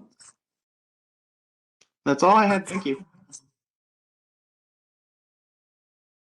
Thank you, Mr. Santoro. Ms. Bailey, you're next. Well, I commend the developer and the architect for listening to everyone's comments from the last meeting, and especially the Lorraine, the storefront appearance, even though it's not. So I really like that look. Thank you for doing that. One of the comments I had from the last meeting, if there's any way you can lower or do something with the upline of the staircase, and that's still there. Could you explain to me why is it that unit is a little higher than the rest of the unit not being at the same level? Could you explain that to me? Yes, so in order for us to accomplish getting the garden level in, that unit needed to be elevated a little bit. And additionally, we wanted that corner unit to have a special nature to it, and raising it up just slightly adds to that. As you can see, the cornice pops up, and we really start to define the corner at 47th and Lorraine. So what we tried to do to soften that stair, because I think in our original design we had a big metal stair going up there, is we tried to use that same masonry. As you can see, the red brick that's there, wrap the front of that with the red brick so that it feels a little more natural in the space, as opposed to having a big piece of metal sticking up there. So we tried to, it's necessary to have it elevated a little bit more than the other units for a few reasons. We also understood that that stair needs to have, that stair needs to smoothly fit along the streetscape. All right. I was looking for something that you may have something underneath, like I know a car is not underneath the floor or something, or the floor may have been raised up to another level compared to the other units, and there's something underneath it while you was raising it. Yeah, well, there's an apartment underneath there. There's a sub-level apartment.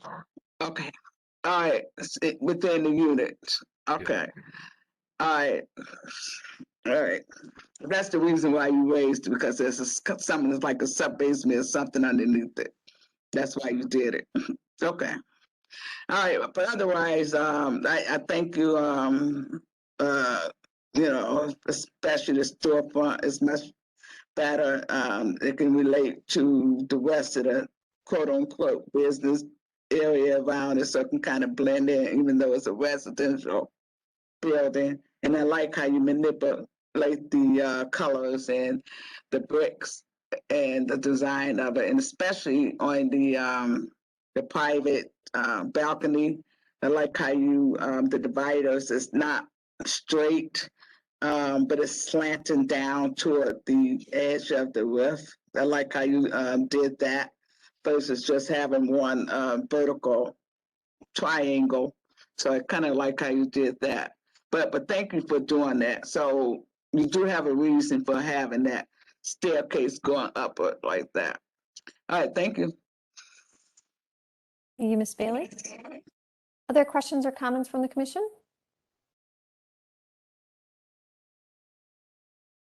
I'll give mine while we're waiting for others, and then it looks like Mr. Strickland opened his mic. So I would just like to thank the owner, Mr. Makito, for the commitment to this area again and helping to reestablish this area, since it has a lot of missing teeth. And I think what you're doing here is really filling it in the direction that we want the city to be reestablished in. I really appreciate you listening to our feedback and making the adjustments that you have within the design. I think it's come a long way and really is a great demonstration of what the collaboration can be. My only 2 or 3 different comments are related to that stairs.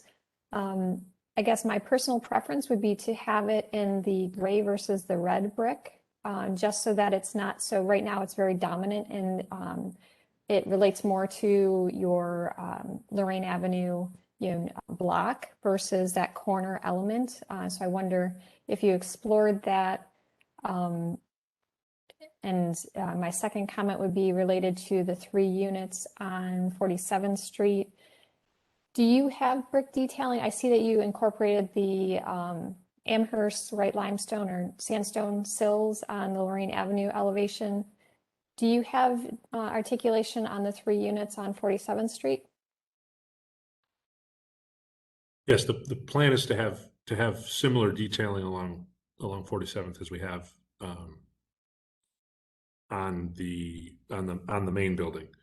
I believe we've done the stone sills there. If we have not, we could certainly study that. I would say even a row lock or soldier course around the windows to really pick up on some of the detailing. I don't think you have to match exactly what has been done in Lorraine because these are an individual element. But picking up some detailing from other buildings in the area could really take these to the next level. You know, soldier courses, you know, brick, you know, either soldier course above the windows or soldier course bands around the building can really just, you know, really show how thoughtful you've been with this entire building or this whole development.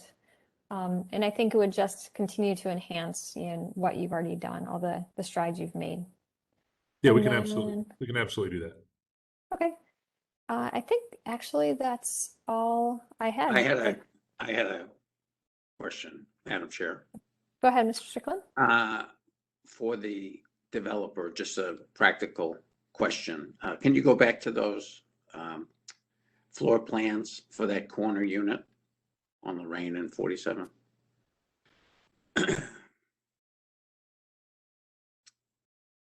Yeah. So down at the, go to the bottom level, Carl. Just as a practical. Yeah, one as a more slide back practical there. matter, just getting furniture in and out of this unit. Have you thought about that? Is there actual room through that garage and mudroom to get a king size mattress up the stairs? Or, because I don't think you'll be able to from the front door unless that handrail is removable. Well, that's why I always pay a mover. No, we could probably do some geometric study to see the best way to do that. All of these units are all tight, so it is a common issue getting stuff in and out, but people always seem to find a way to do it. One of the reasons the corner unit is a unique one. Certainly the standard units along Lorraine, there we have straight shots, so that simplifies Straight things. shot, right? Yeah, but I could probably do a little geometric study just to make sure that we're not. I making think you'd something really benefit from difficult that. for one of the residents there. But that is a good thought. We don't want guys thinking they have to pop the window out and get a Right. crane just to get Exactly. their bed in there. But we can absolutely study that. And I agree with the chairwoman's comment about the brick color on the stairs and that low planter wall on the corner. I think it would benefit being in the gray tones as opposed to the red. That's it. Thank you.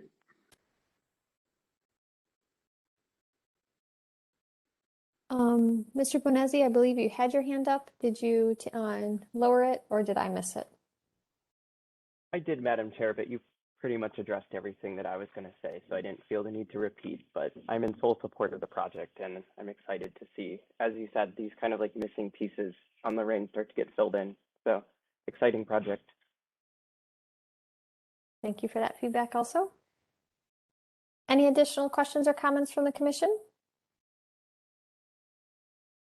Or would someone like to put forward a motion? I'll put forward a motion, Madam Chair. I move that we approve the project as presented. Any conditions? I would add the condition that the staircase be reconsidered with the color of brick, just to kind of establish that corner properly as a form. But that would be my only condition, unless anyone has any further conditions to add. The only condition I would like to add would be to explore additional brick or stone detailing on the standalone 3-unit building.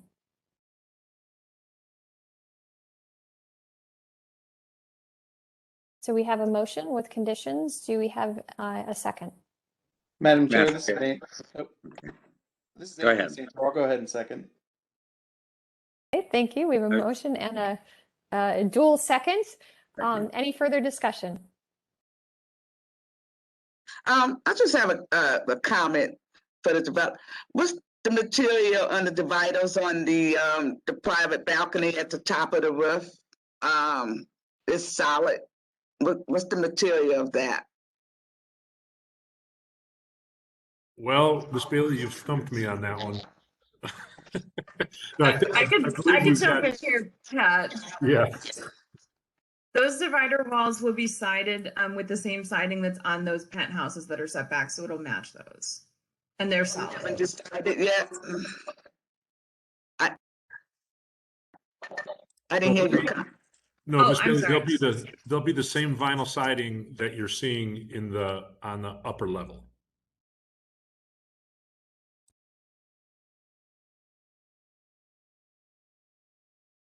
So in the storm color for the Lorraine Avenue and for the Monterey Sands on the 3 standalone units, is that correct? Or I'm sorry, the storm on It'll the be the corner storm, unit, it'll be storm. There'll be storm. storm everywhere. Yeah.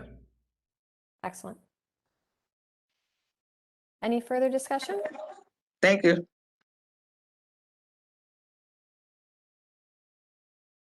All right, Mr. Pettit, please call roll and announce the results. Miss Anderson, Yes. Miss Bailey, Yes. Mr. Bonesi, Yes. Mr. Colicchia, Yes. Mr. Dryer, Yes. Mr. Strickland, Yes. Mr. Santora, Yes. Mr. Tarasek, Yes. Ms. Trot. Yes. The motion passes unanimously. Excellent. Well, we look forward to seeing this exciting project move forward. And thank you again for listening to our feedback and incorporating it. Thank you very much, everyone. Thank you. We'll now move on to our 4th applicant, the renovation of House Garage located on 1966 Randall Road.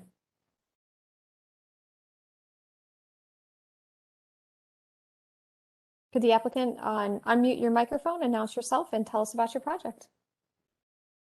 You guys hear me? Yes, we can. Okay, thank you very much. Good morning, board and friends and colleagues as well too. I recognize a lot of familiar faces, so very good to see you all. This project is a renovation of a 4-family house on Randall Road. It's just north of Lorraine, between Lorraine and Bridge, and in Ohio City. Just to give you some orientation, this little site plan here is just on the northwest corner of Randall Road and Serrano Court, which is the kind of alley that runs behind the buildings on Lorraine Avenue. We can move on to the next slide. Again, just to kind of give you a little bit of context of where this is. So the bottom photo is looking from Lorraine, north on Randall Road there, and some images of the existing house before the owner purchased it and started his renovation on it. We can go to the next slide. And these are just some pictures that we had taken at the beginning of the project. So to give you a little bit of context of what the house had looked like. It does have some nice features on the outside of the house, but this house has been neglected for many number of years, and it was actually a terrible condition when we went inside. So we assisted the owner with this project to renovate the inside. At the project onset, there was no plans to do anything with the exterior of the house. And then what occurred, what I will call a series of unfortunate events happened to this particular project. So last fall, obviously in the middle of COVID and going into the winter after we had received a permit for this project, because we did submit plans and we did get permit and the contractor did start on this particular project. And I've only seen this one other time, but I hear that it is a little bit more common. When they started the demolition for the interior of this project, what they found was that the sheathing for the house, so the structural reinforcement of all the studs, was on the interior. And not only was it on the interior, they were they were 2x12s basically nailed on the inside of this house. So the outside of the house had no sheathing at all. After some consultation from the owner's contractor and from several insulation specialists, as well as his electrical subcontractor and HVAC subcontractor, he made the decision that the only way to make this project work, now that he owned it and was under construction, was to remove the outside siding, put sheathing on, and then remove the interior, basically structural sheathing that was holding the house together. And again, he made a quick decision as it was November going into the fall so that he can continue construction with this project. Obviously, once the exterior siding was removed, it necessitated us to move forward with, all right, once we take off the old siding on there, what do we put back on? So if you want to go to the next slide, you can kind of see what happened last fall, what the owner did so that he can continue construction with his project. Siding was removed, exterior sheathing was placed on, appropriate vapor barrier, insulation was able to be put into the walls, and he can continue construction with his project. Since then, so over the past probably 3 months now, going back and forth with the local design review board on the appropriateness of what needs to be put back onto this particular house. So if we go to the next slide. So this is really just some elevations of what we are planning to do. It is going to be fiber cement siding onto the house.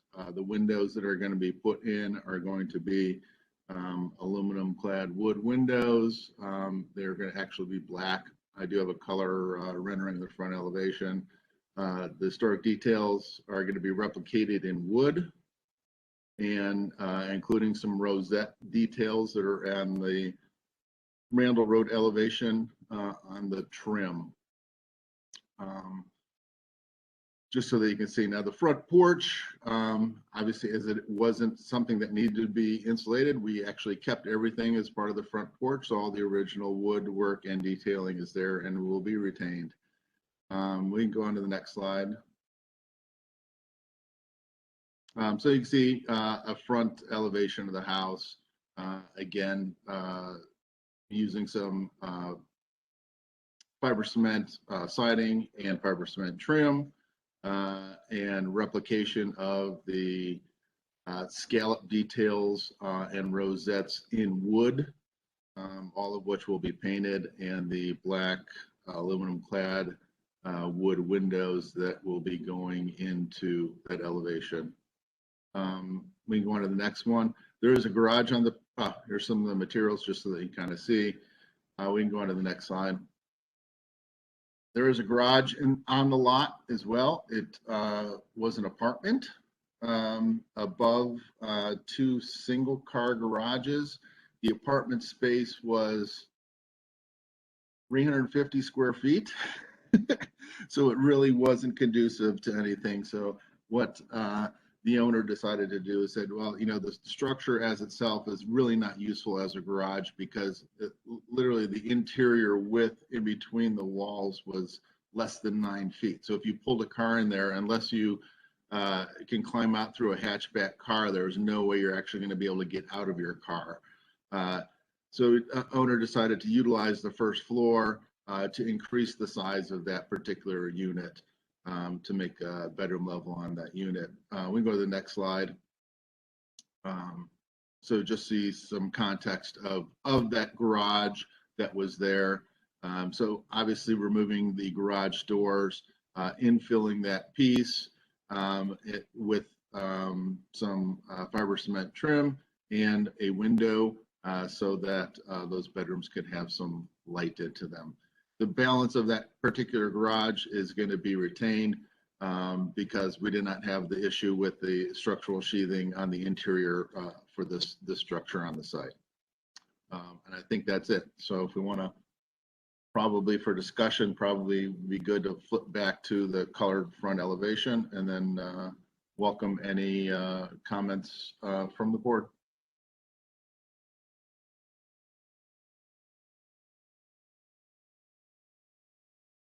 Thank you for the presentation. Do we have feedback from the local committee?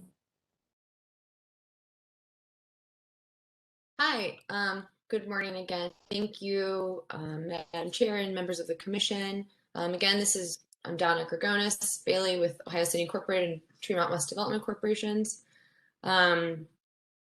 So this is an interesting case because I have documentation from October where we did ask the people representing the homeowner to come to the block club prior to removing any of the historic details from the home to sort of present what they wanted to change. It looked like they might have been requesting a change of use, but that didn't happen, and I'm not sure that that's even relevant, I guess, at this point.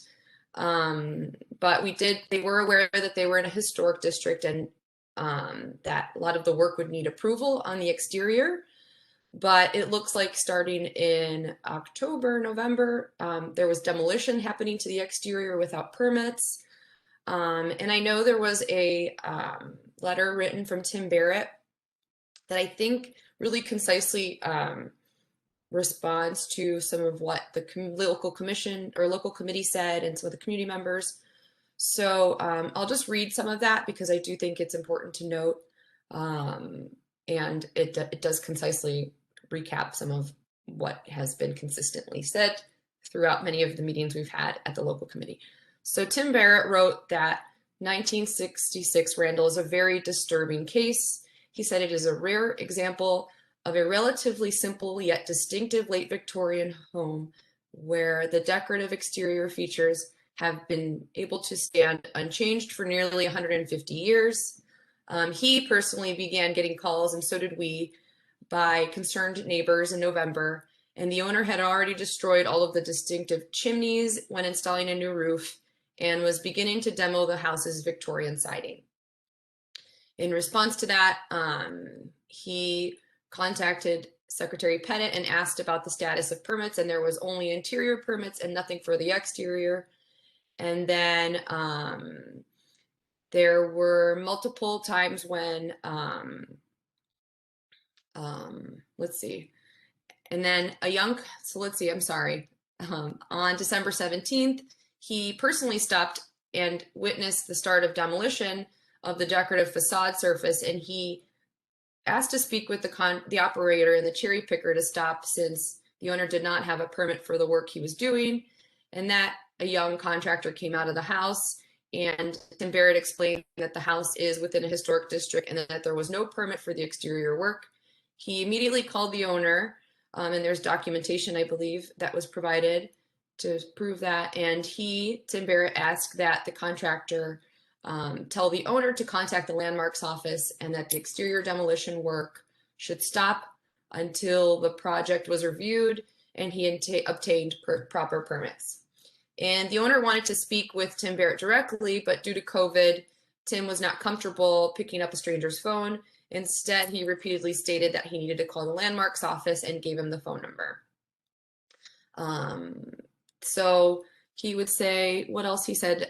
This is an especially disturbing case considering the reluctant but eventually successful preservation action that happened across the street, where there were other developers who were asked to maintain many historic details of the home, and they were able to do that. So I'm going to fast forward here. So despite the fact that this home survived nearly 150 years outside of the porch, the investor has effectively eliminated the house's Victorian character, and Tim Barrett was asking that he be asked to reconstruct what he has effectively destroyed. So now I will talk about the design review committee. The design team for this project received specific and direct recommendations from the first meeting that they had. And I will say that we reviewed this very carefully with the developer. and also the design team for probably more than 3 hours. I have recordings of this. And so there's very specific and direct and consistent recommendations. So the first time they came through design review, what was asked, and it looks like relatively the drawings have stayed a little bit the same, but there have been some more details provided that I saw today. So they were asking that the front alley elevations be restored in wood or hardy board, and they were okay with hardy board ultimately. They asked for plans for restoration of the chimney, since there were, I believe, 4 chimneys that were removed, and one of them was a very good example of a late Victorian type of chimney. And the chimney caps were asked to be replaced as well. They were asking for plans of the garage restoration to be submitted for review, so accurate drawings depicting what had been spoken about.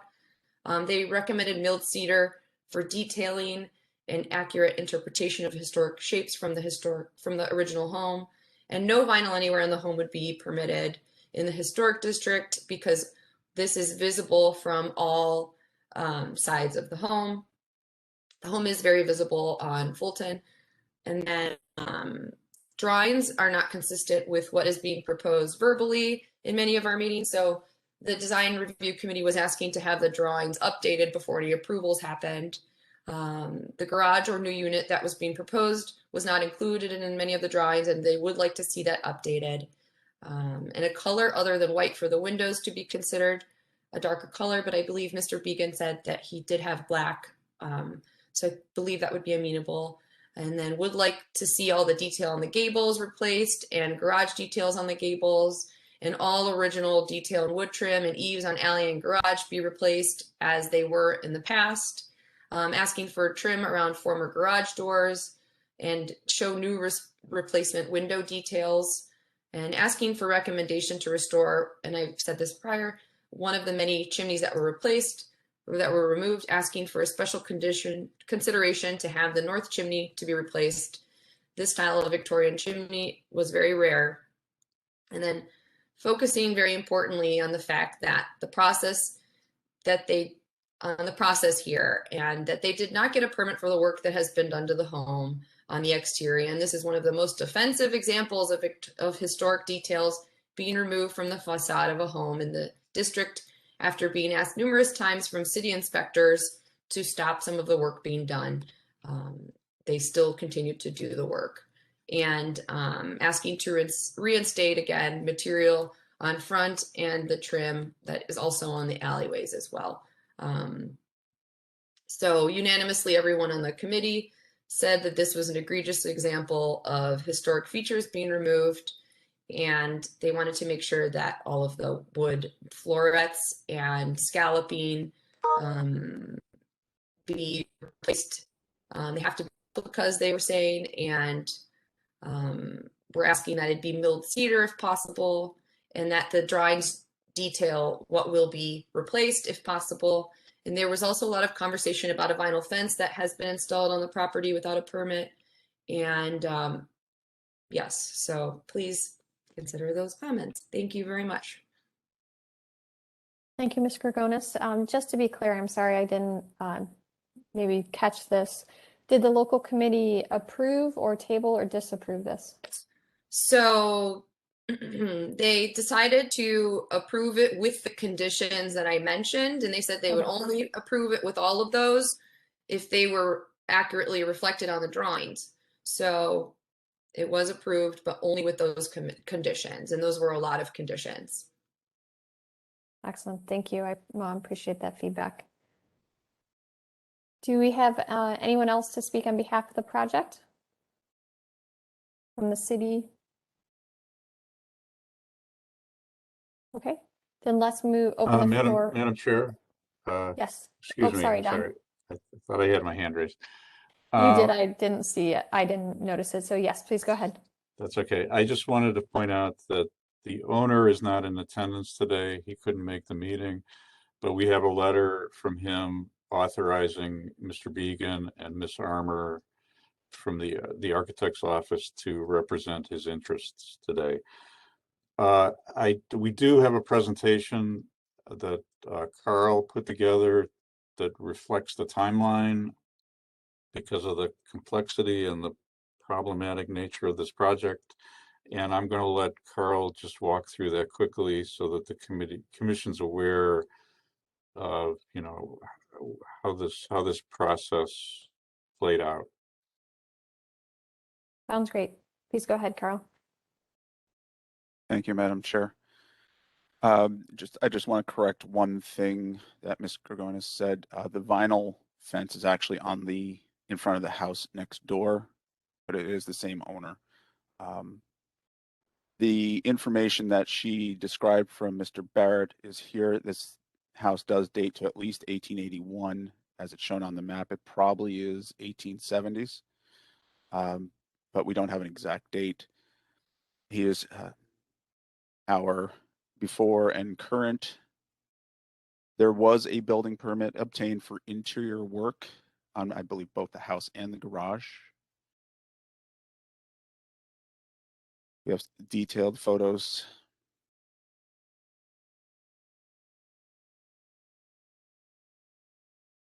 Mr. Barrett reconstructed a little bit of this for us with the, you can see the chimneys that are there. After, this is his documentation of his interaction with people on the site. There was a building permit application filed on December 14th, but it did not get put through into the system because there were some issues with how it was presented, and I don't think it was invoiced or fee paid, or something was wrong with the contractor. We asked for city send out an inspector to stop the work. And Mr. Barrett was kind enough to show some detailing here so we can understand what was asked to be put back or what was taken off, so that could help inform the decision of what needs to be returned. Go back one more slide, please. Just so that the committee can see. I think looks like you have some better photos than I had. Of what, if you go back one more slide, there is a picture, just so that the committee could see. Siding is removed. Siding was applied directly to the exterior studs. And again, I happy to sit here and continue to receive the tongue lashing, which I'm sure is well deserved. But the owner made a decision that was based on more technical and project. So, but this picture, I just want the committee to see. The reason why is the siding was applied to the studs with the, again, structural sheathing of the house on the inside. And that was the reason why it was done. And in order to keep up with his schedule, he went ahead with the demolition ahead of that. I don't think it's, you know, again, the original intent of the project was not to do this, was not to take off the siding. And I think after Carl's finished with his presentation, we can go back to our drawings. I think you can see that we've met every condition that was required by the local design review committee. Go ahead, Carl. Thanks. But your picture here was the big one to see that, hey, there was no sheathing on this house. Thank you. I think the main thing was that for us, and I can't speak for Mr. Pettit, but I know that I did not receive any, I was not contacted at all. I don't know if Mr. Pettit was contacted at all.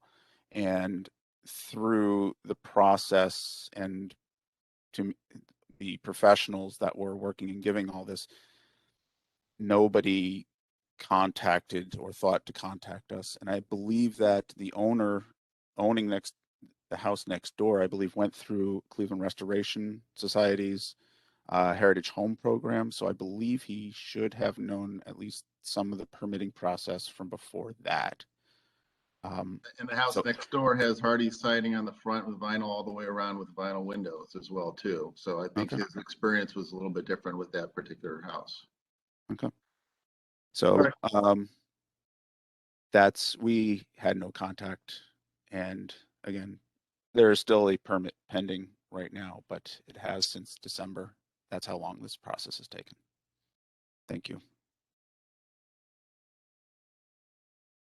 Thank you for that feedback. Carl, do you have any additional photographs besides the next one?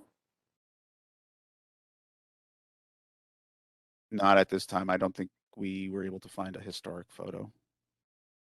Okay. All right, well, thank you for that feedback or that additional information. We'll open the floor then to the commission. Mr. Santora? Yes, thank you, Madam Chair. First, I do want to commend Mr. Beacon for coming here, and I believe he knows what would be in store, so I kudos to him for doing it. And you know, I can understand the that there was no siding or sheathing on this house, and I can understand, you know, wanting to do that.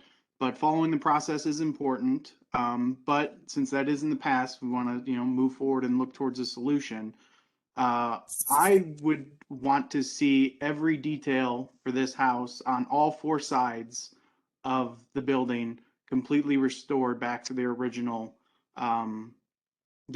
detailing. I think it's very important. There's a lot of character that was in this house, and you know, in looking at the eave details, it seems that even those were changed from what was existing. And I think that it would be important to make sure that those are maintained as much as possible, because they were so integral to the aesthetics of the historical character of this house. And I think you can see here that they had smaller fascia boards, and I don't know if you can really see it. I'm looking at Google Earth Street View at the same time. It seems like they have smaller fascia boards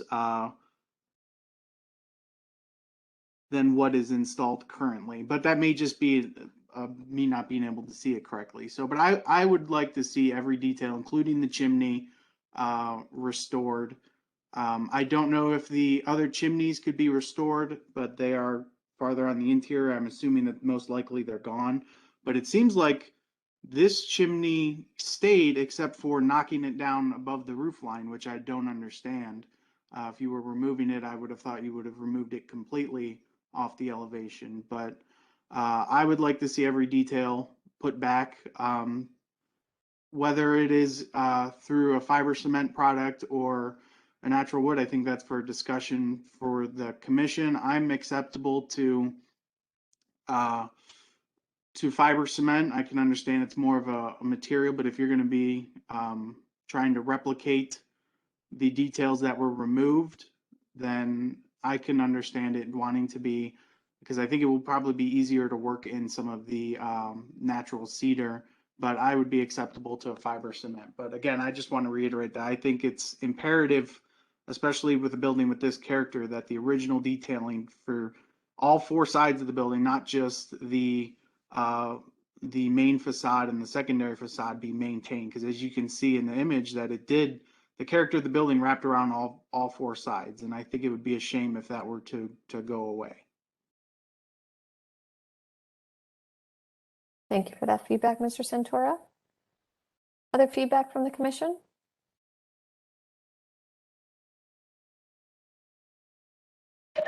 I have a comment. I'm trying to find my raised hand. The garage, is it still, the original garage has not been demolished, or is it still there?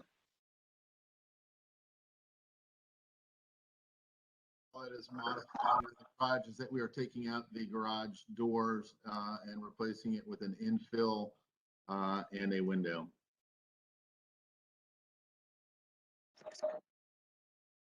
I agree with the comment was just made. Everything should be put back as far as the design, the detail, even the trims from the original design be duplicated. Now, one question I have is the porch. Are you duplicating the porch, the columns on the porch? Could you show the porch? And Not changing at all. Yeah. That was not removed. That is exactly the same as it was before the owner took over this property. Okay, so the porch is the original porch. That is correct. As well as the roof of the porch, that's all original. That is correct.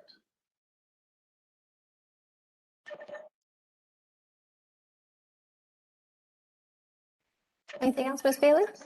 No, I kind of disappointing that this process is occur with information that was shared early on that these building was in the historical area. At least I'm not going to go there. It's already mission. So I'm glad to hear that the owner will try. Yes, I'm not going to say anymore. I would like to see this building just restored to how the original looked. Okay, thank you, Ms. Bailey. Ms. Anderson? Thank you, Madam Chair.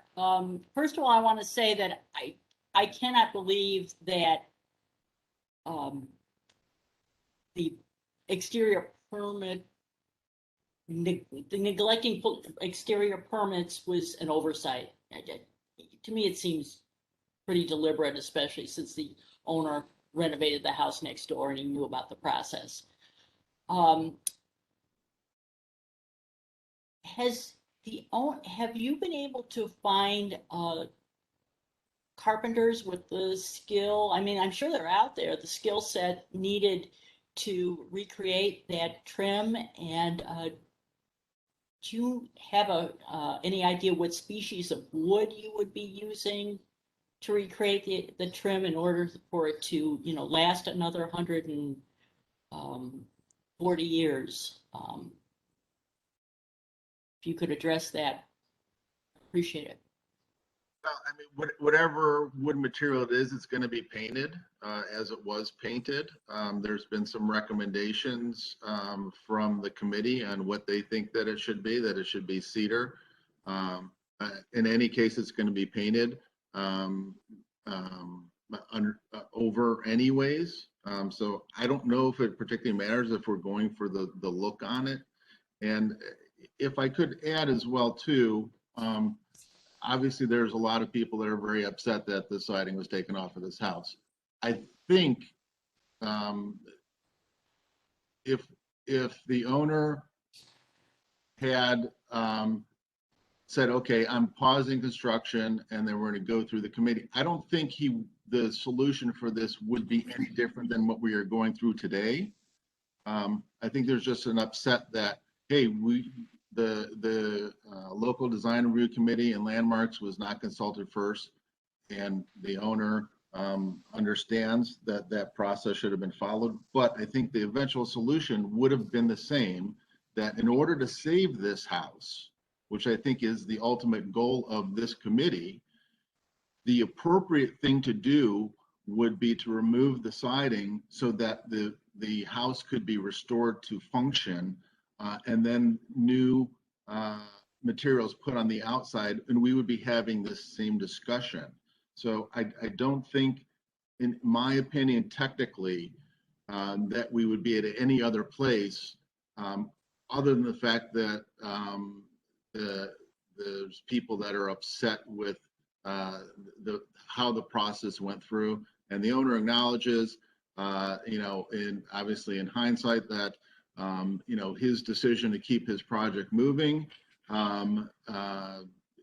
crossed the line, and he apologizes for that. But again, I think we would be at the same place. We would be reviewing with the local design review committee and with your committee on what's appropriate to replace on the outside, because this house would not have been able to be renovated in the state that it was in. You could not insulate those walls. So he had 3 different insulation contractors that came to him and said, they will not insulate from the inside of the house because it will pop the siding off of the house.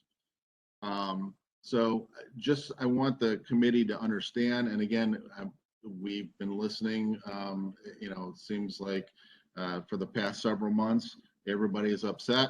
I understand everybody is upset. Obviously, everybody on this committee knows I do a lot of historic renovation and historic preservation work.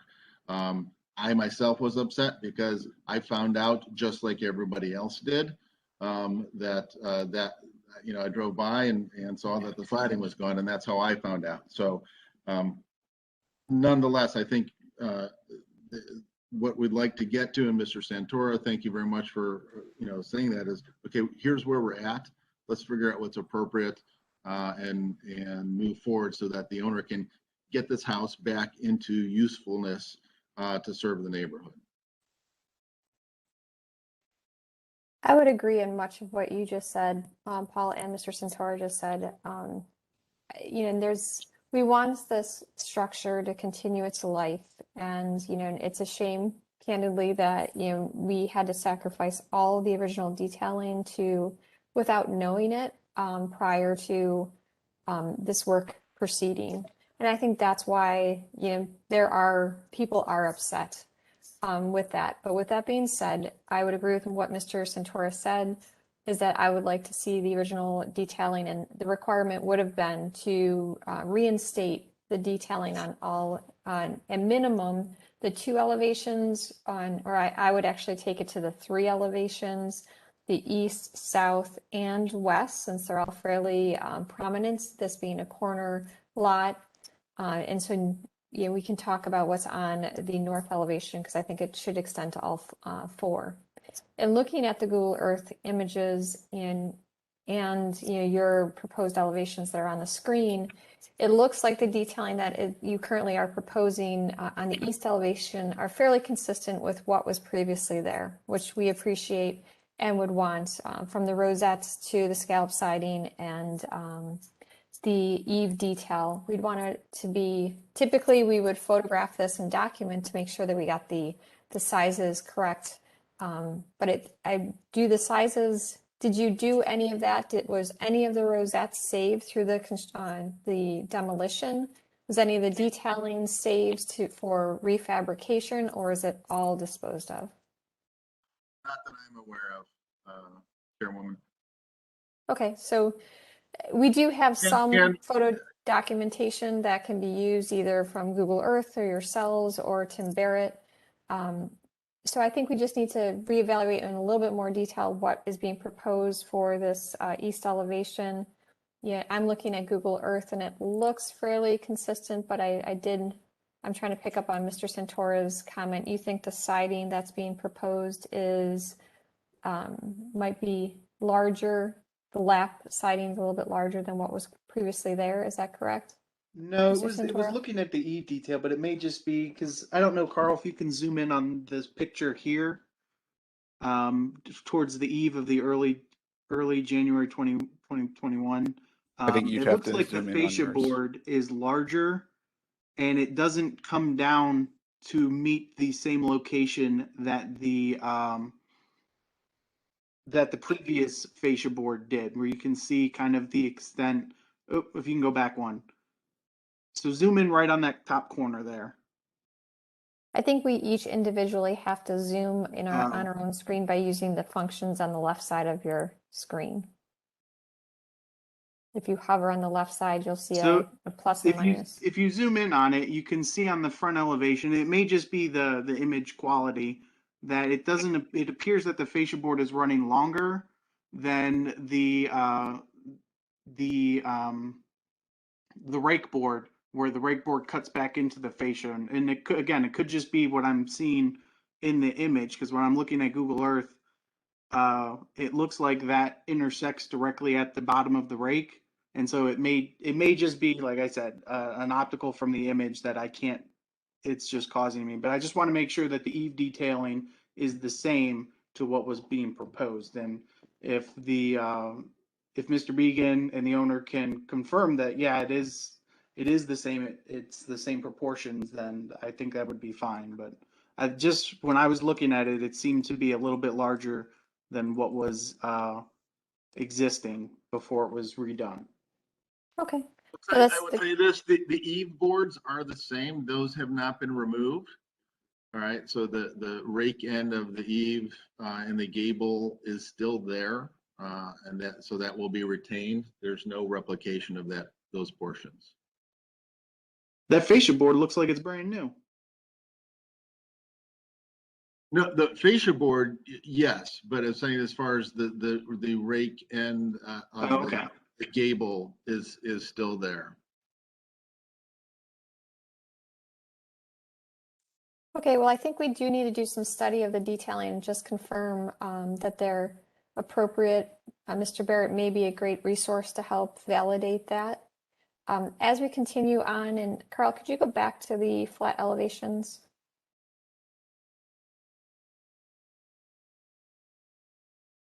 One more? Right there's perfect. As we look at the south elevation, though, it looks like you've changed the proportions of your windows. Can you talk about that? Because existing windows, as it appears on Google Earth, and that's, you know, only thing I can look at right now for some of these details, it appears that the windows on the sides are the same proportion as the windows on the or the windows on the south elevation are the same size as the east elevation.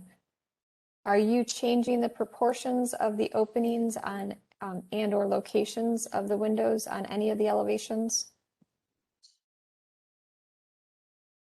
So from the local design review committee, and Donna, you could correct me if I am incorrect on my recollection of that, was obviously the main concern, and we had the same conversation that you're having, a little bit back and forth, and which sides of the house are important and which sides are not important, that the east elevation and the south elevation were important to put the detailing, some of the deep detailing back in.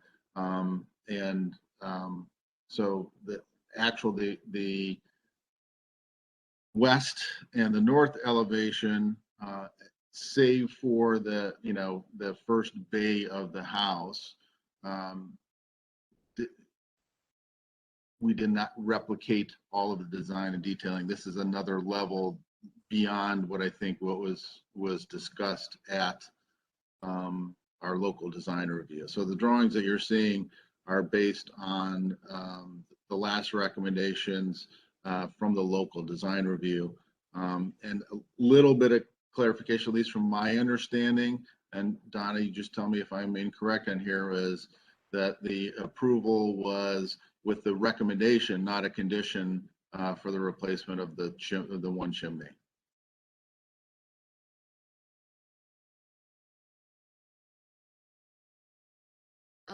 Hello, if I can chime in, if that's okay, Madam Chair. Yeah, that's fine.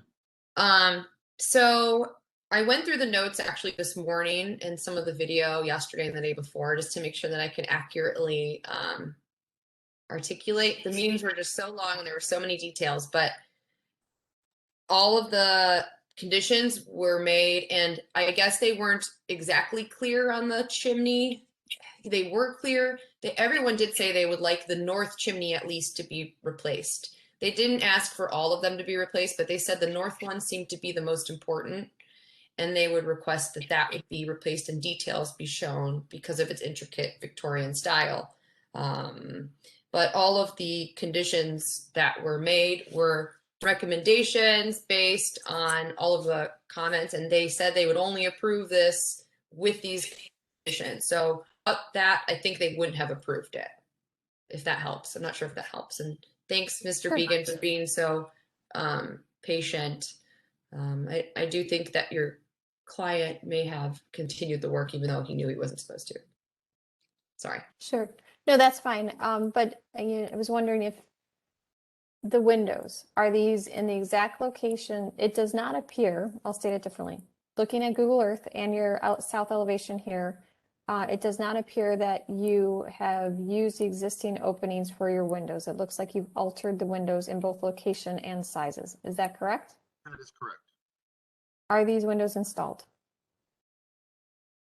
That I cannot tell you. I have not, I was down in the neighborhood yesterday, but I did not drive by this particular project to see what has continued and what has not continued beyond the pictures that we've been showing here today. Okay. Well, I think the most important things here is, But, I guess but what I'm again, asking from is like, from the local committee, you know, the discussion obviously was predominantly on the east elevation, and the south and the north where it wraps around and is visible from the street and the sidewalk. Yes, you can Sure. drive down the alley to see the rest of those elevations, and look at the back elevation. It's very difficult to see the visibility of actually the north elevation, you know, beyond, just because of the closeness of the houses. So I think these drawings, again, represent in my best understanding of that meeting. And again, without kind of a written approval and conditions, just me taking my notes, this is what we thought was appropriate from that committee. sure, sure. But as you know, they're advisory to us, and so that's why we want to get to some resolution here. I think this elevation is not representing the existing conditions from what I'm seeing on Google Earth. And part of my recommendation for approval would be to reestablish the window sizes as to match existing, so that the detailing when it's placed here is consistent and aligning. Meaning you have certain horizontal detailing through your scallops and the different separations between the lap siding and the scallops that align with the sills and heads of all the windows. The proportions of the windows you show on the south elevation do not appear to be consistent and would align with that detailing once it's reestablished. So I think the windows on this elevation need to be reestablished in the same proportions and locations as they were previously. On the south, I'm sorry, let me zoom back out. The west elevation, it looks like you've also changed the location and sizes of the windows there. That looks like it has like a T11 siding versus the scallops and the lap board siding currently. But can I ask why are you changing the window locations? Just for functions on the inside? I'll give you quite honestly what obviously all of these things are based from the owner's perspective on some cost issues, and I know that is not the concern of this particular committee, but purchasing this house and doing the renovation, right? It costs a certain amount of dollars to buy it. It costs a certain amount of dollars to renovate it. It's costing a certain amount of dollars to go back and replicate all of the detailing. So again, from the last committee meeting, the idea was to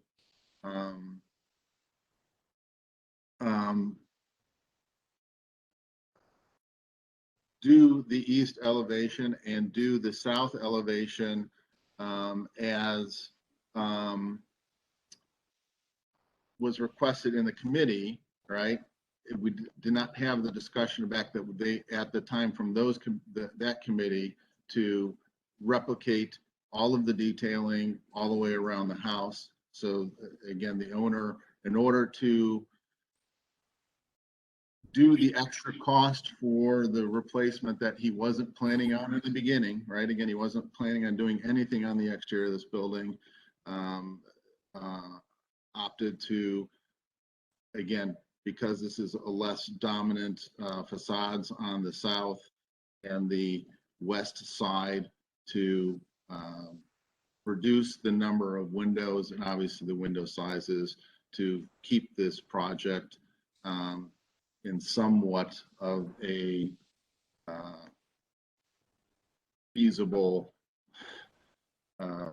cost to keep doing it. Sure, Just understand. an explanation as best as possible as I can give is how we got to where we are today. Understand. And we do understand that and appreciate it, but I think that's why we, I know I'm preaching to the choir here of why we'd like the conversation to happen prior to the work happening so that we can make these accommodations or the compromises together and not requiring you to go backwards. But in this case, I think there are going to be some places that we are going to require him to go backwards because of the approach to this project.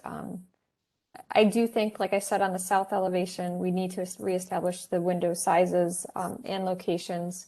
But I could be on discussion, looking at the west elevation on could compromise if needed on, the exact locations. But I think the sizes, once again, really do change the look and feel of this house. And then one thing I apologize if I missed was related to the colors that you're proposing. You mentioned you're proposing black windows and they're all aluminum clad. What's the colors for the house that you're proposing? Elevation, again, it's a light gray and a dark gray for the trim. And again, black for the windows. Even though the windows in the house from the pictures that we had before, they were a dark gray to match the trim. The local design review committee recommended us doing a darker color and actually recommended the black, which the owner conceded to doing. Got it. I apologize. I thought that was, I didn't think that was your right. color palette. So that's, I must have not been listening well No, that's enough. right. So thank you. There is if you go down, I think probably one more slide, Carl. Yeah. That you can kind of see that, and if again the colored elevation kind of shows what the plan is, the previous slide to this one. Excellent. And then I think that's the majority of my comments. Miss Anderson, you had your hand up? Yes, thank you, Madam Chair. A couple of follow-ups here. Although it's unusual to find that exterior sheathing the way it was done in this particular house, it's not unique. There are other houses out there with similar exterior sheathing. And I know when developers uncover that, they're never real pleased about it. But in past projects, I did not see the contractors remove all the exterior siding and recover it. Are you applying for tax abatement with this project? I'm unaware of that. Because if the developer is going for tax abatement, then they must meet certain green standards, which might be why they approached it the way they did. I think the exteriors can be retained and not removed and the house renovated, but I don't know if you can insulate it to the point where you would meet those green standards for tax abatement. So I just want to go on record with that. Also, I wanted to go on record that even though we're going to have painted wood there, the wood that's available, commonly available today, is not the old growth pine that was originally used in the siding and decorative trim of this house. So I would look at using a wood that will last longer, that's more durable than the wood that we typically have available to us today, that was typically used. I think you're going to need to use a cedar or something of that nature. That's basically my comments for now.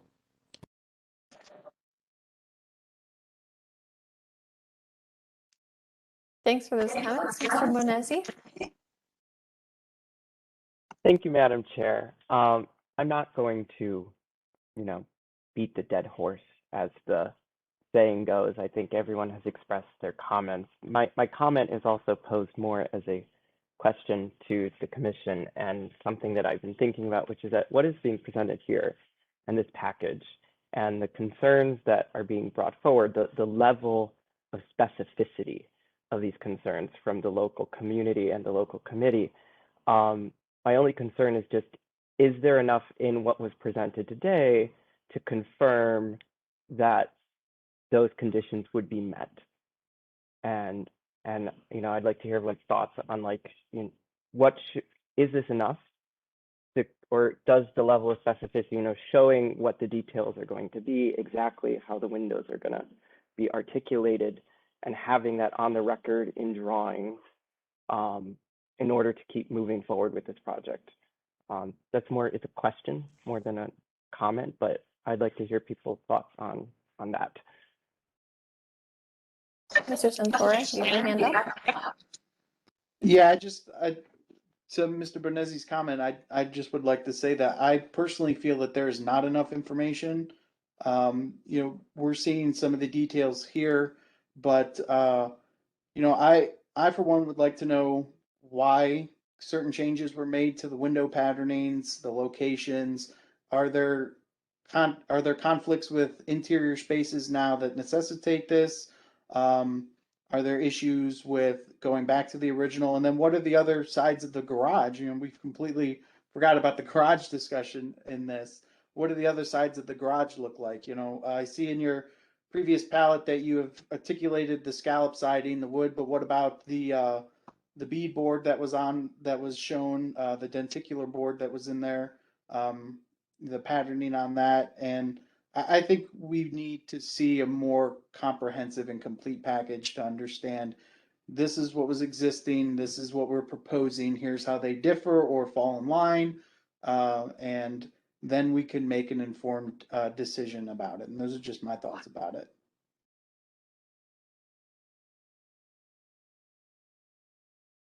Thank you, Ms. Bailey. You had Follow-up question to that comment. I mean, with this board, obviously, since we have some very knowledgeable staff willing to allow staff to review those drawings to ensure the compatibility, versus what I sense is at least a few members of the committee saying, hey, let's punt this down another month and have us go back to the drawing board.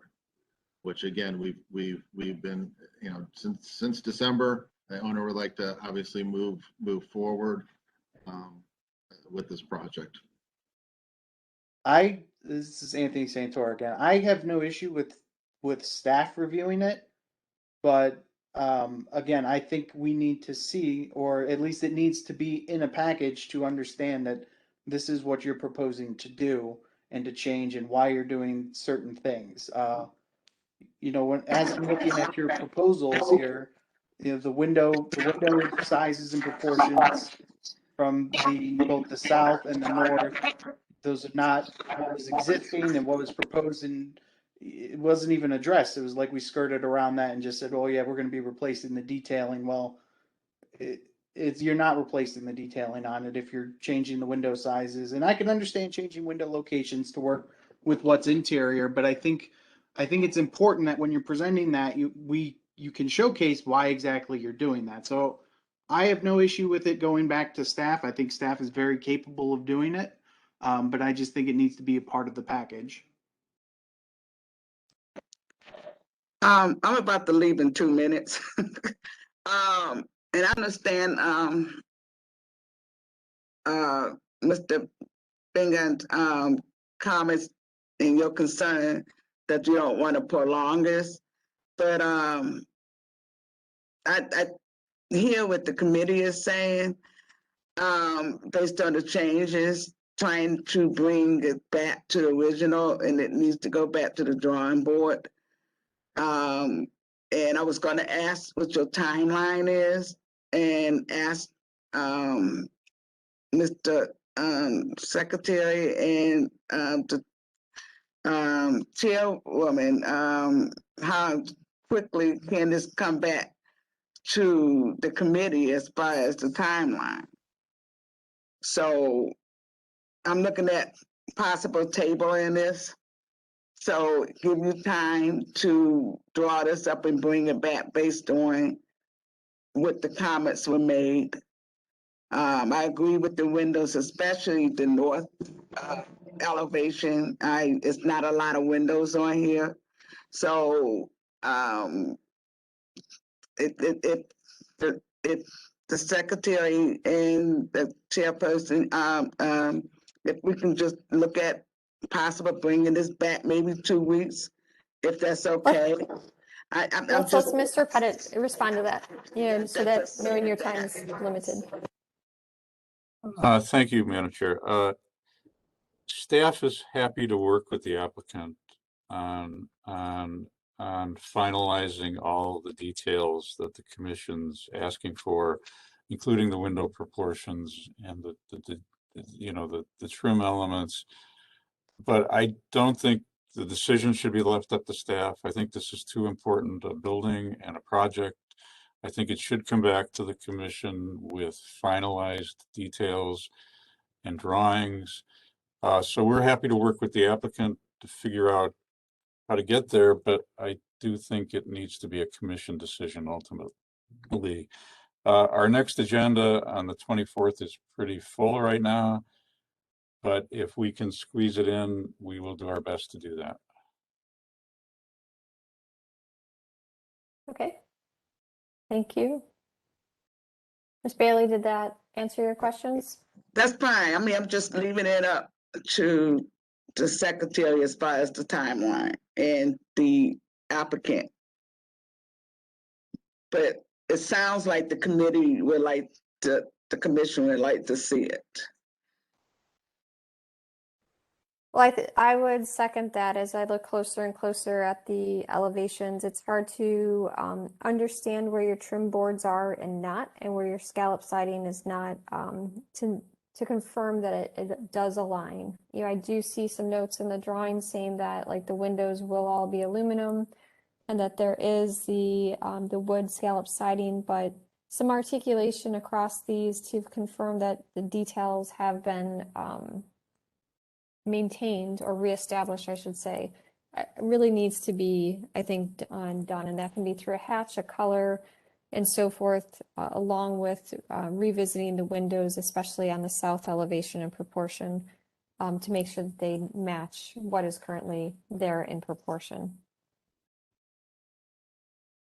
So I guess a long-winded way to say, I do not think there is enough detail shown in here yet to give final approval either. I will keep it open for others, for feedback or to make a motion.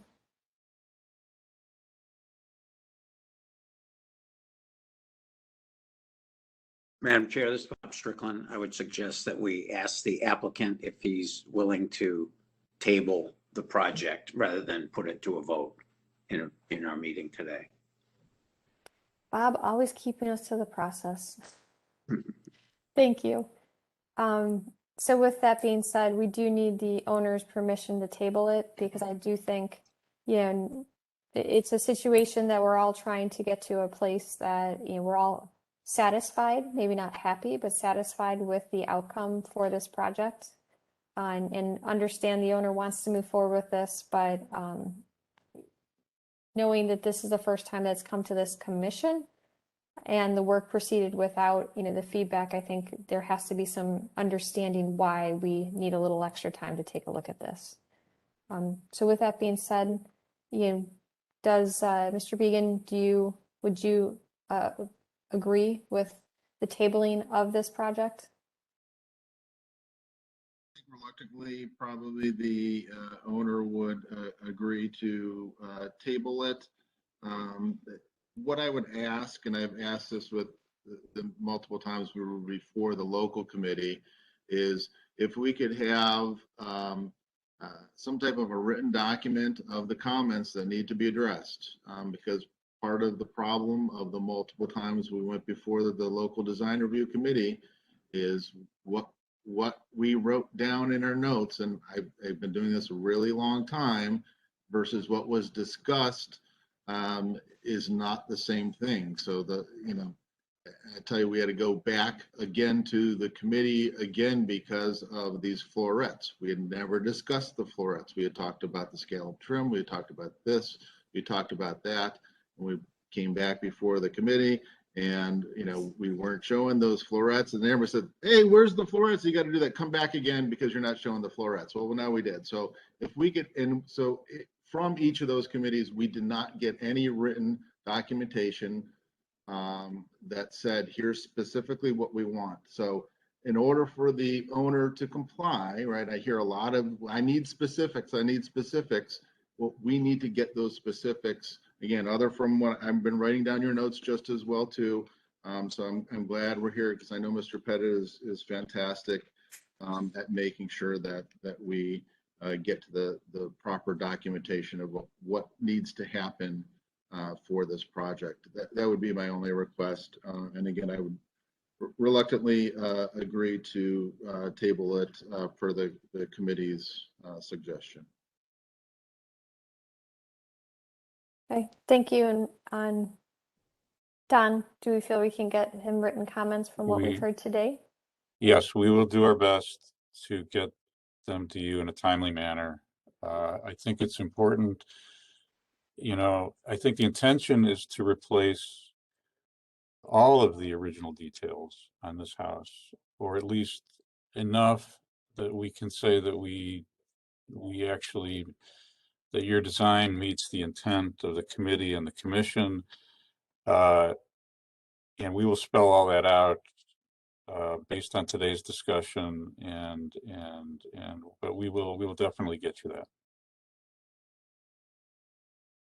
Excellent. I do want to revisit one of your questions from earlier, Mr. Began, that I don't think we directly answered.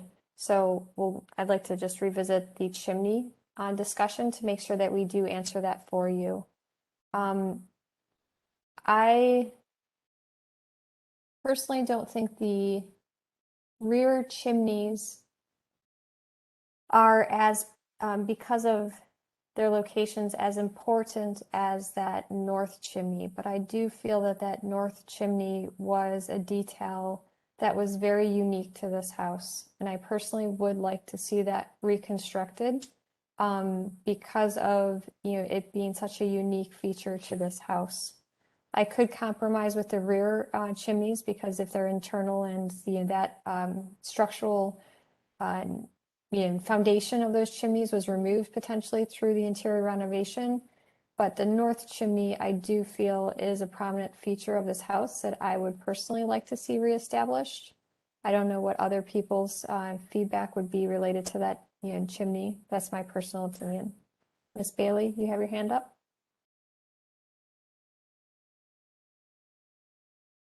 She might have left the meeting, Madam No, I don't.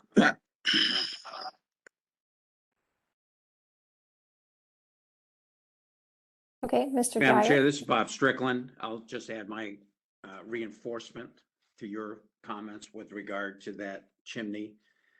But to provide the most clear direction to the applicant as possible, I think maintaining the red color of that original chimney is important. And it appears in the current photo like it's been painted white. And would the condition of the base of that chimney tolerate removal of that paint and bringing it back to the original brick color? Actually, what's shown in the photograph there of the red is paint, red paint. It's not the brick color. So it's the brick is painted red? That is correct. And you can tell that really easily because there are no mortar joints. Yeah, well, I think even the red color would be more complementary with the reconstruction of the red brick chimney rather than having a white chimney base and then a red chimney sticking out of the roof. That's my personal opinion on that. Thank you for that feedback, Mr. Dryer. I'm glad you brought up the chimney because I think it's very, very important too. I don't disagree with Mr. Began that we'd be having the same discussion whether or not the owner actually followed the law or not. But if we had been able to talk about this before anything was removed, I think we would have definitely said don't remove the chimney. So I think that's an important thing, that at least that one chimney is very important, as is the whole north elevation. I mean, I agree that the windows need to be made much more original. So that's certainly what I'll be looking for. Thank you, Mr. Dryer. Mr. Benezzi?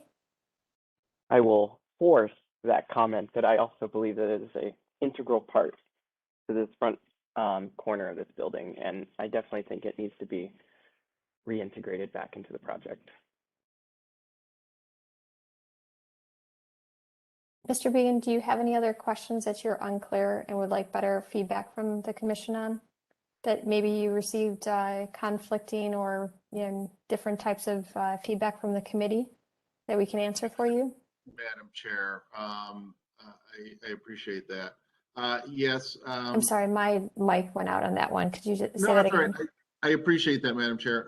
One of the, again, it's probably up for discussion because it was not talked about. So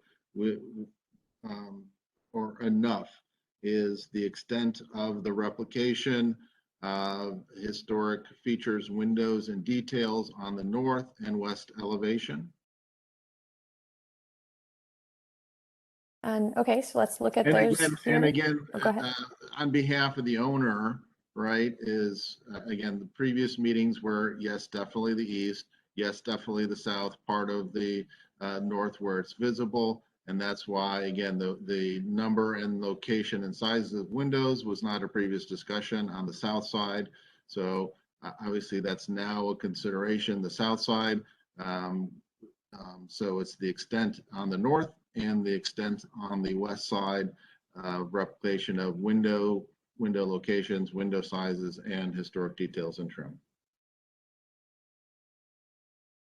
And again, probably more for Mr. Pettit so that he can have a clear representation of our discussion today so that I can present those to the owner. Thank you. Absolutely. No, absolutely. And that's why, we'd like to give you one answer here so that, you can, we can get the solution that makes everyone feel satisfied with the direction that, this is going. Is there feedback others would like to give on related to the north and the west elevation window sizes and detailing?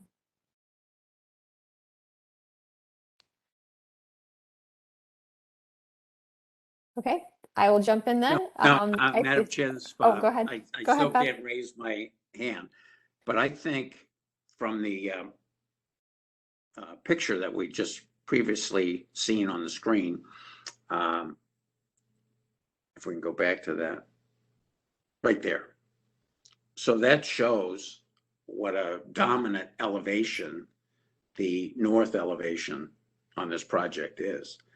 And so I think that banding, the horizontal bands are extremely important to replicate, and the size of the windows. I'm certainly sympathetic to the notion that the change of function on the interior may necessitate a relocation of some of those windows for them to function properly with the new interior layout. But in terms of size and the continuation of the banding on all of the elevations, I think is extremely important for this particular project. Thank you. And let me just note while I'm talking that we've talked about the garage a few times. I'm still not clear whether the drawings that we saw today represent a new solution based on prior comments, but I think it would benefit everyone to know exactly what's intended on all four elevations of that garage.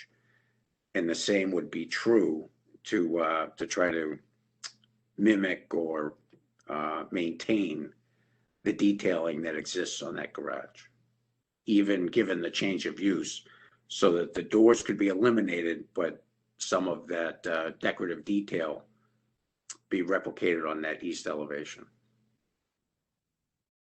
Great point. So we can revisit the garage here after we finish the discussion in the house. Mr. Santora, your feedback?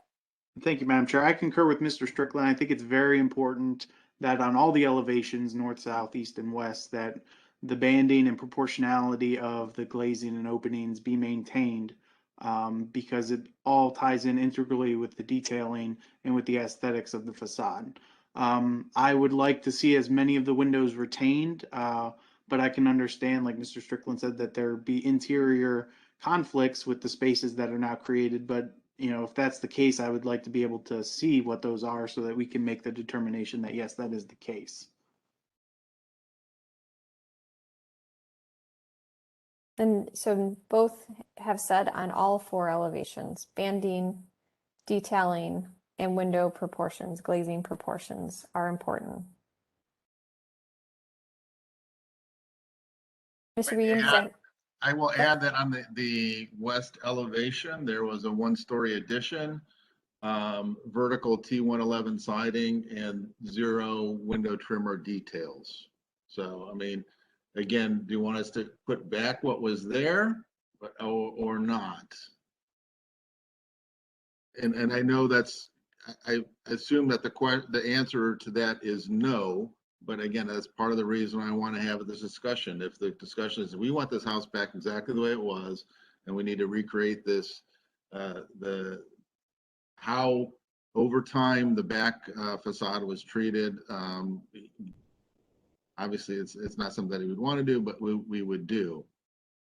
And if you want me, I can share a picture of that if it is okay with the. Carl has to let me do it. There's a little share button on here. I could do that.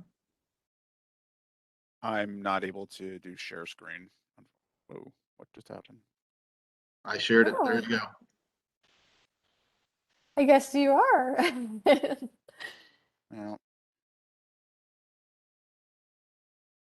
So I guess my personal opinion is yes, we do not want you to put back the T11 siding if that's what it is. I think, having the lap siding here, this is where I'd be willing to, compromise some on this elevation, but need to see how it's sympathetic to the other elevations, to upgrade this from what we see now to what, we assume was probably there before.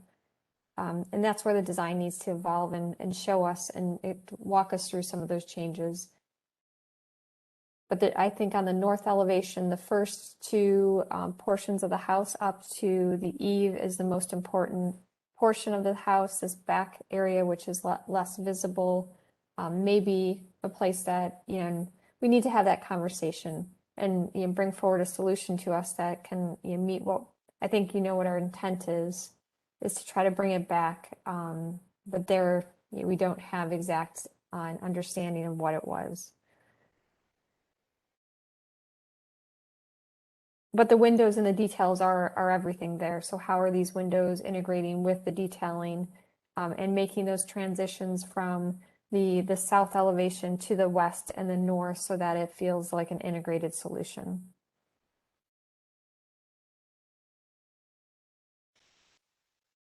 Does that answer your questions on the house?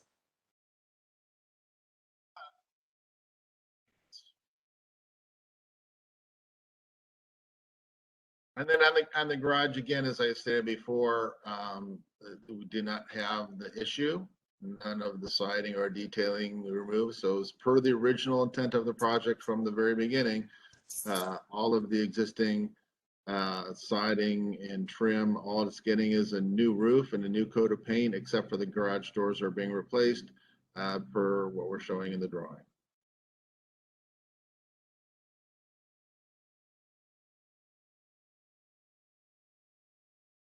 Mr. Strickland, does that answer your question?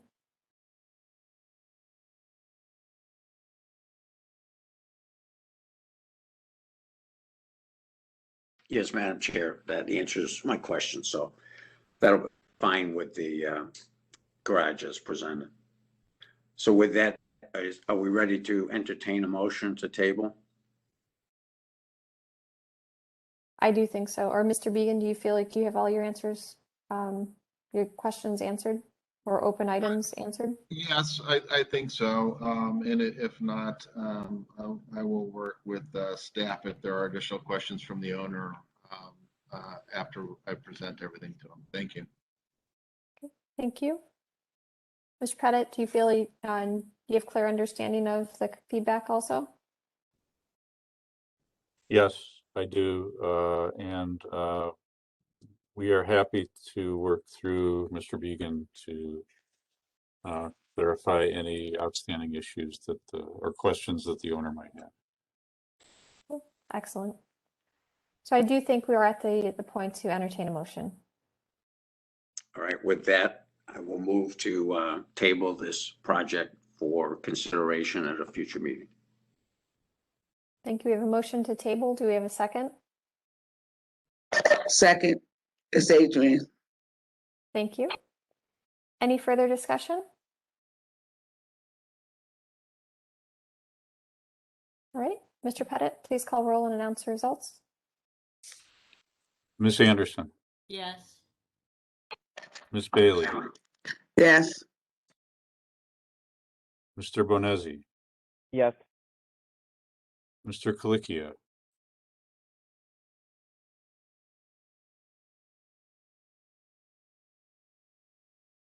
It looks like you may Mr. have leave. or Okay, left. thank you. Thank you. Mr. Santora, Yes. Mr. Dryer, Yes. Mr. Strickland, Yes. Mr. Tarasik, Yes. Ms. Trott. Yes. The motion to table passes unanimously. Well, we look forward to working with you to get to a point that both the owner and the community at large can be satisfied with this restoration, because I do commend the owner for taking on this project and trying to extend the life of this house, but we just need to do it in a sensitive way that respects the history of this house. So thank you for presenting. We look forward to seeing you back in a few weeks. Have a good afternoon. Thank you. That concludes our certificate of appropriateness. We'll now move on to or jump to administrative reports. Donna, Carl, do Madam you Chair, want to- I just have a couple of items to address. The groundbreaking at Longfellow School in South Collinwood will take place on June 24th at 1 p.m. And I just want to invite the commission if they're available on that day, although I know it's a commission day and we may not be done with the meeting by then, but I wanted you to be aware of it. There's one other item that came up from the last meeting and we were asked about it. And I know, a lot of things get said in the course of discussions, but I think this one is worth addressing. In our last meeting regarding a new construction in Ohio City, it was said by one of the commission members that the design review committee was not qualified to make design decisions. I think it's worth refuting that. I just want to point out that, the Ohio City Design Review Committee, it consists of design professionals. They have a very strong preservation credentials. They're volunteers. They were all appointed by the commission, so it is our committee. It's a really strong committee, in my opinion. I couldn't do my job if it weren't for that committee and the staff. So I just think it's worth reiterating and reminding the commission that we count on these committees to help us do our job. And I just wanted to say I'm happy to have the opportunity to express my support for that committee, and I just think it's something we should keep in mind in the future. Thanks. Thank you for that clarification. I think I would agree with that. The committees are essential to helping us have the pulse to the neighborhoods and, you know, what the character required is in each area.